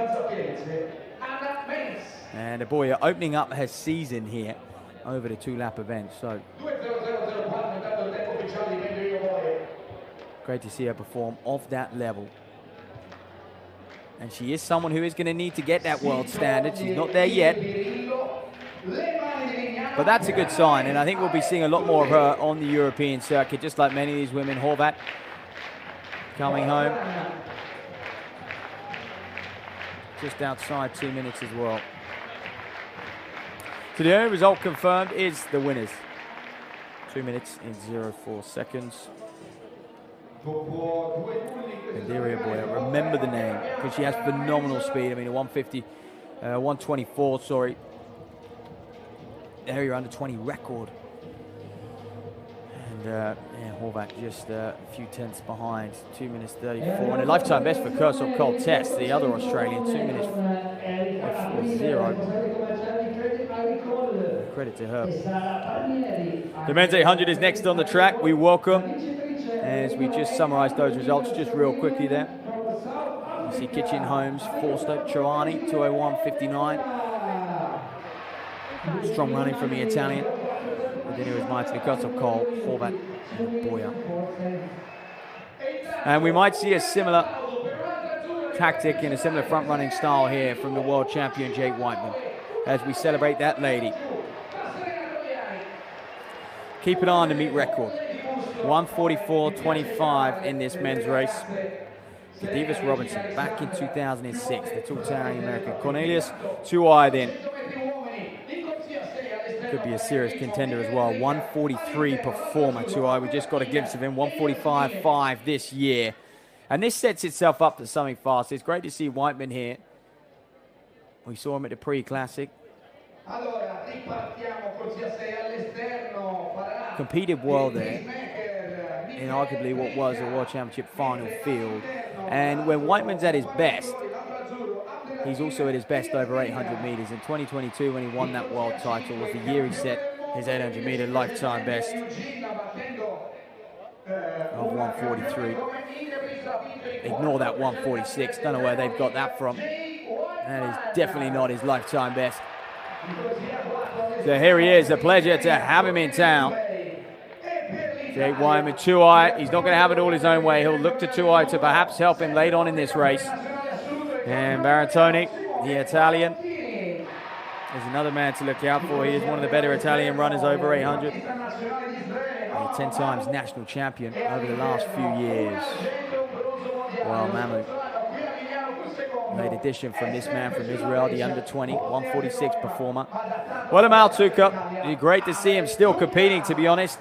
It was 2015 when he had that breakout season around 142, 10 years ago now. But still here. This guy's going to be a threat. Tuma Nakape of Botswana. You see him just to the left of picture, 144 Botswana. An absolute flock of 800-meter stars, middle distance stars at the moment, don't it? Masalela leading their lines. And here, two men on the inside. Brazzali of Italy, 148 this year, and Alex Botterill, the same. So these two men are just going to have to get amongst it, hang on the back, and hope for a break at some point. We're looking for 50 point at 400. It's going to be fast, ladies and gentlemen. We're looking at that man, Jake Whiteman.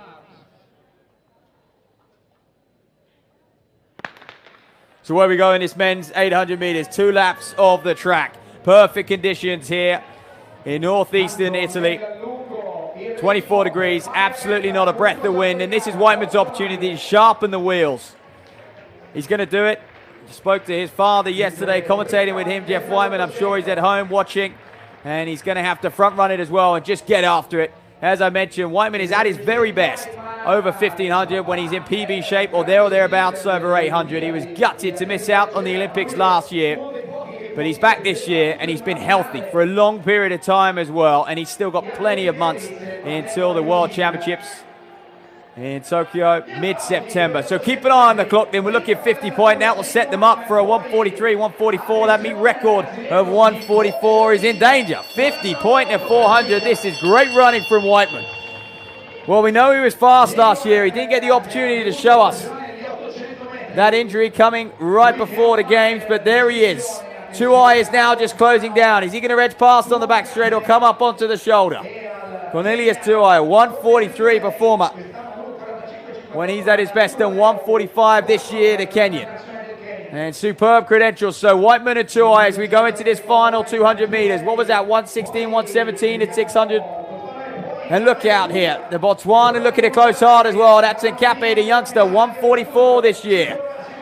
Will Whiteman show his 1500 meter class and the strength that led him to a world title in 2022 down the home straight? They're trying to get by. Here comes Tuka. 10 years ago, he ran his lifetime best. Alex Botterill, the Brit, closing hard as well. No one's going to get back on Whiteman. 144.71.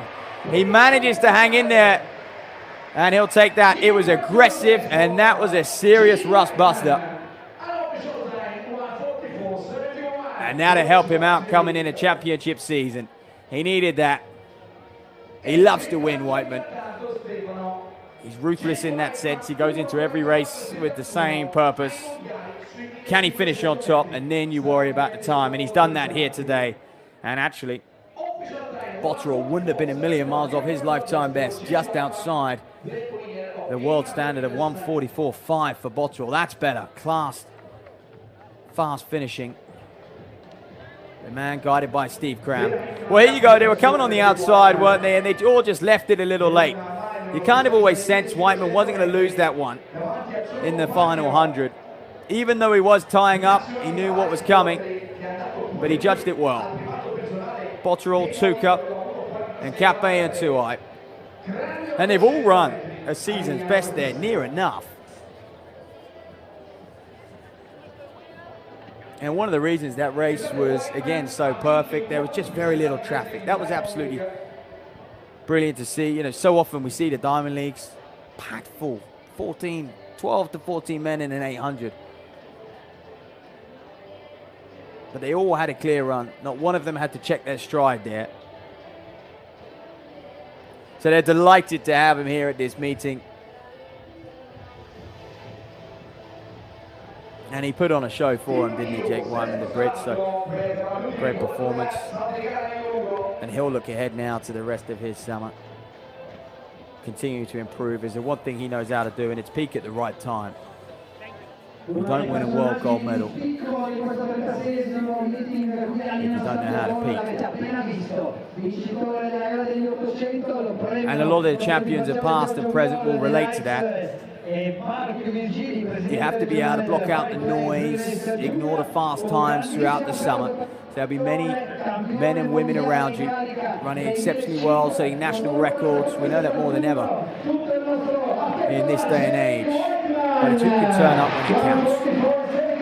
And that is going to be in Tokyo in September. Well, Bottrell, that's a cracking run from him.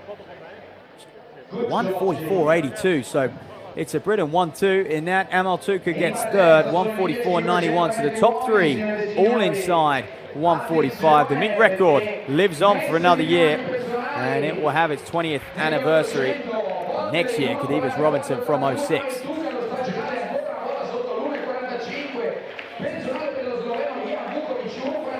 What in this women's long jump competition is this, the sixth and final round? It certainly looks like it. Here goes the Indian athlete, Sojan Adapili. So consistent. 6:36 in third. And what's this one? Has she improved?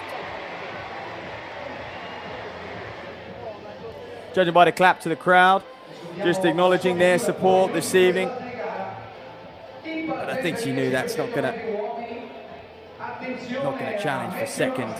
Definitely wasn't out towards 6:44. I don't think that's going to be improvement for her. 6:18 in the fifth.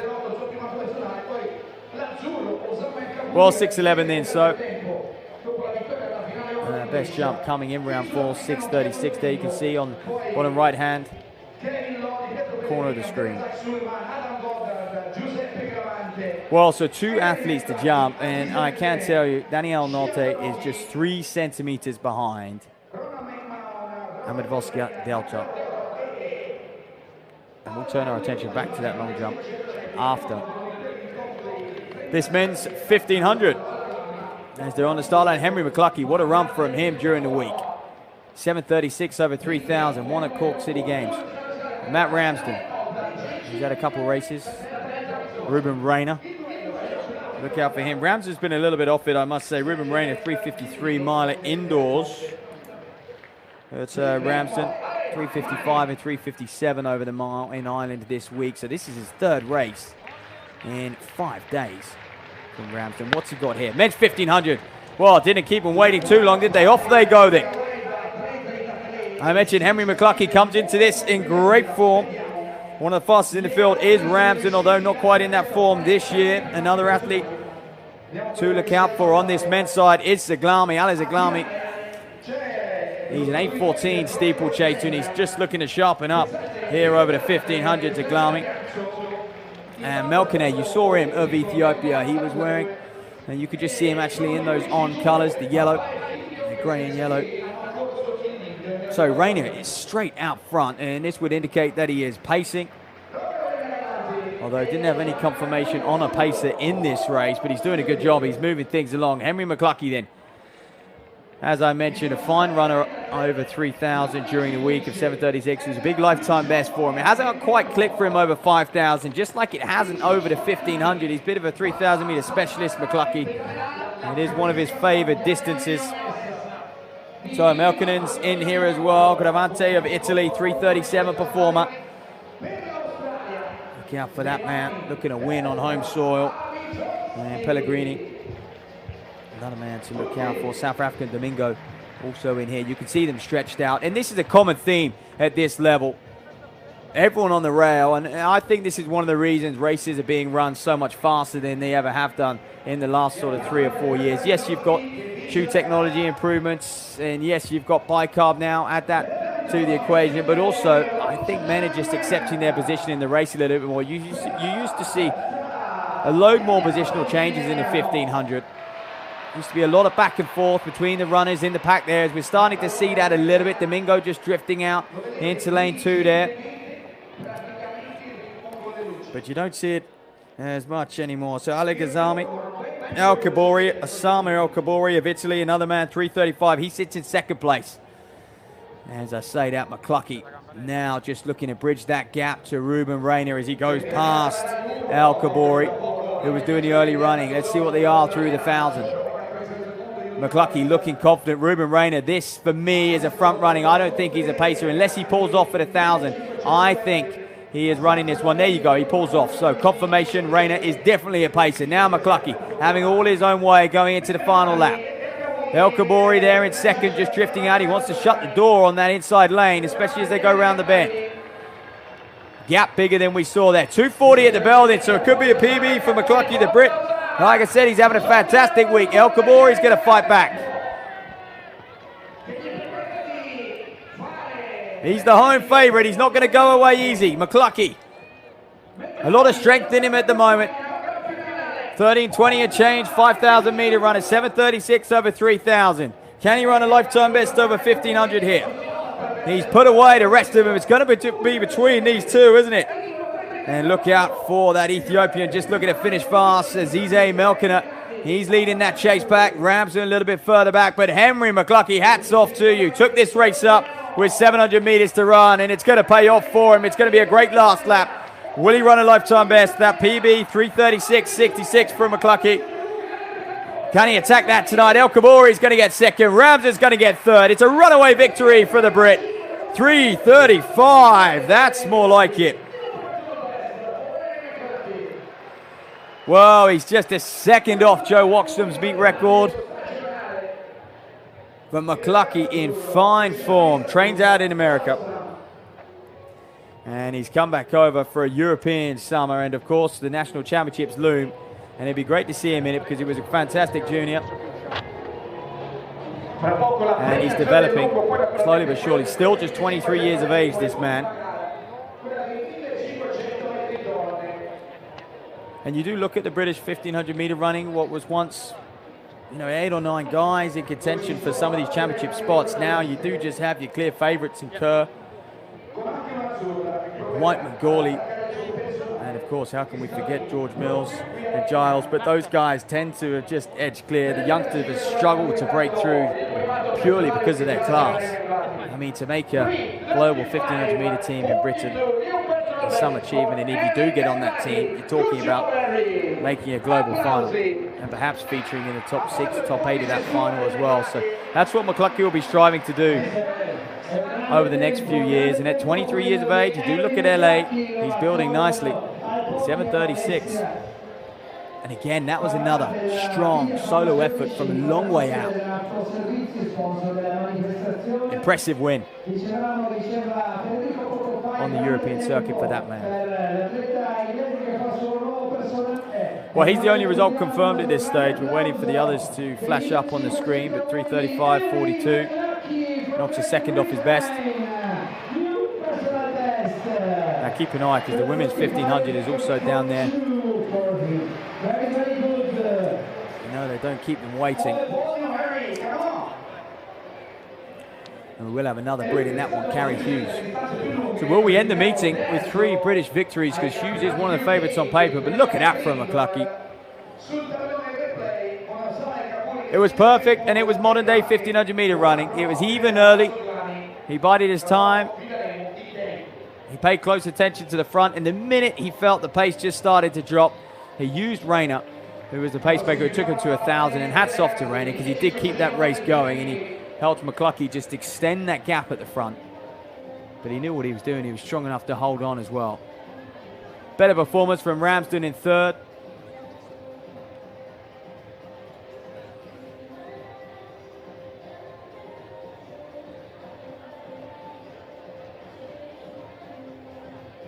Well, it simply is a stunning venue. And this is why the international stars travel far and wide across Europe, because the #1 reason really is the weather, and you can count on it here at Lignano, Sabbiadoro, because there is not a breath of wind down there on track. It's 24 degrees, and this is a proper European night and a proper European meeting. A meeting that welcomes Michael Johnson 34 years ago. Elaine Thompson since then set the record back in 2021, the meet record here of 11:03. And plenty of other stars. So in the last event of the night, the women's 1500 meters. Carrie Hughes goes on the inside. And you're looking at the Israeli athlete Halibi there. A little bit of confusion from these women. Perhaps just agreeing on the pace. Well,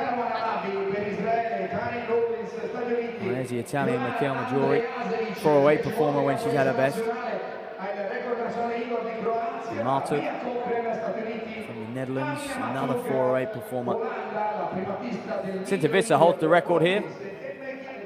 The meet record from 2024. 403.35. Many of these women would love to get that.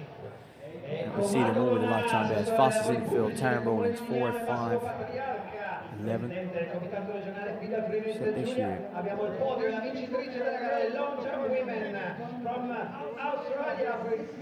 So it's one of those nights where you don't necessarily need competition over that last lap, over that final 200, because as McCluskey and Whiteman and others have proved, it is absolutely perfect conditions. So as long as you have a clear run, you have a bit of help early on, you can run your way to a lifetime best. You can run your way to a World Championship qualifying mark, which might be beyond just a few of these. 401.50, that World Championship qualifying mark. For Tokyo, we know the National Championships loom. They've got a bit of time. That window doesn't close till the end of August, with the championships in mid-September, a lot later than usual. Purely down to the heat.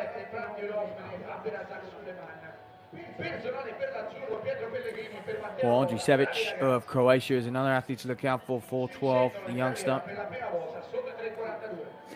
And Kimberly May of New Zealand.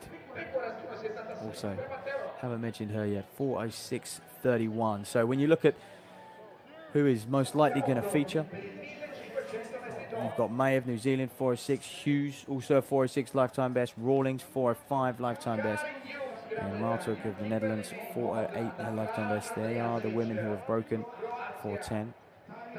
Well, here we are, the officials finally getting them in order. They were a bit of a jumble, weren't they? You could see a little bit of confusion down there, track side.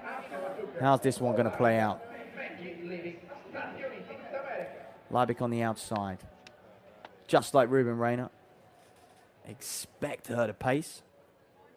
However, can't be too sure. Haven't got confirmation of the paces or what they are looking for. Away they go then in this women's 1500 meter final. It is the final race of the evening here in Lignano, Sabbiadoro. It has been a brilliant meeting, and we have seen world champions on offer, world record holds on offer, and what awaits.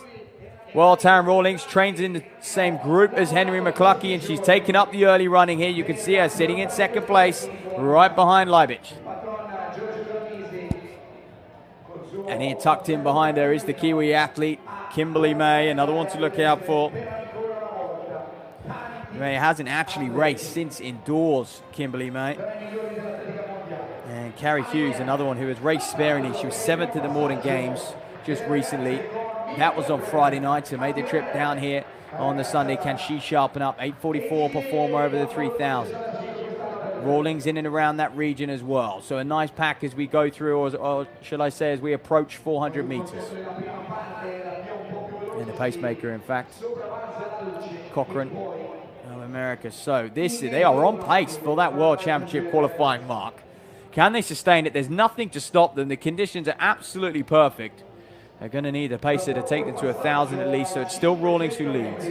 May there in second, and don't expect much change. These women will be right on the limit, and there's no need. There's not enough bodies to worry about tactics and positions at this stage in the 1,500. Hughes, they just need to sit there on the rail and run as smooth as possible. That meet record of Sintervissa could be under threat at this stage. Look at them through. 136 at 600, by the way, is 4-minute pace. Where's that 100-meter mark on the track? So they've slowed a little, 137, 138. But all still in it, and all still in contention, and that's important. Maggiore there in the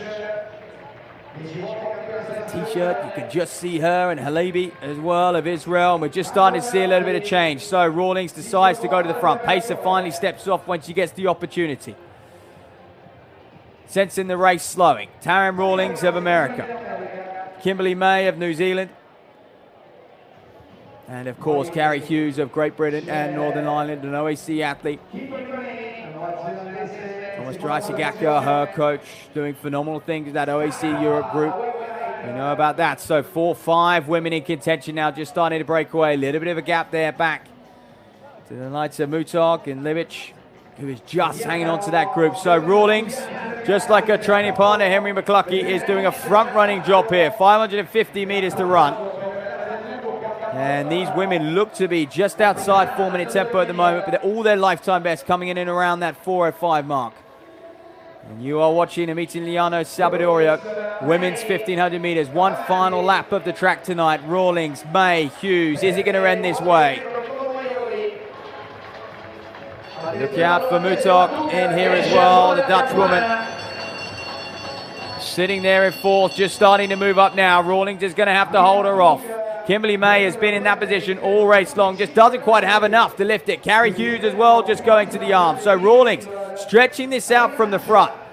This is very impressive. 3:16 there, so they've slowed a little bit, but they're in PB territory for sure. Now here comes Kimberly May. Still just an under 23 athlete. Watch the Dutch woman, Martog, who now looks to go by. Rawlings needs to hang in there. She DNF'd in the week, actually, in Ireland. So perhaps just lacking a little bit of confidence, but just needs to stick to her task at this stage. Martog, the Dutch woman. Kimberly May, the Kiwi. 120 to run, then it's going to be May. She's played it right, hasn't she? She's been smart all race long. She hasn't put a foot in front until now. So Kimberly May of New Zealand is going to take this one. She's going to close it out hard. And this is a fine win on the World Tour circuit. Rawlings fading back quite terribly, actually, but Kimberly May takes it 4:04. And that, ladies and gentlemen, will be a 2-second lifetime best. It won't quite challenge Visser's meet record. But that's how it's done. And look, that's how you race 1500s. It was do or die for Rawlings out there, really. You know, you could sense she came here with the objective, and the objective was to PB. And sometimes, you know, May got lucky. She'll thank Rawlings for what was a terrific pace job in the end. And Martog as well for taking it on at the right time. But it played out perfectly for May. But you have to have the patience in these sorts of scenarios. And she did on this occasion. Carrie Hughes holding on for third. You can see Lipic there in fourth, and Rawlings just fading back, the long-time leader in that one. Well worth the trip over. Kimberly May, your winner here in Lignano Sabbiadoro.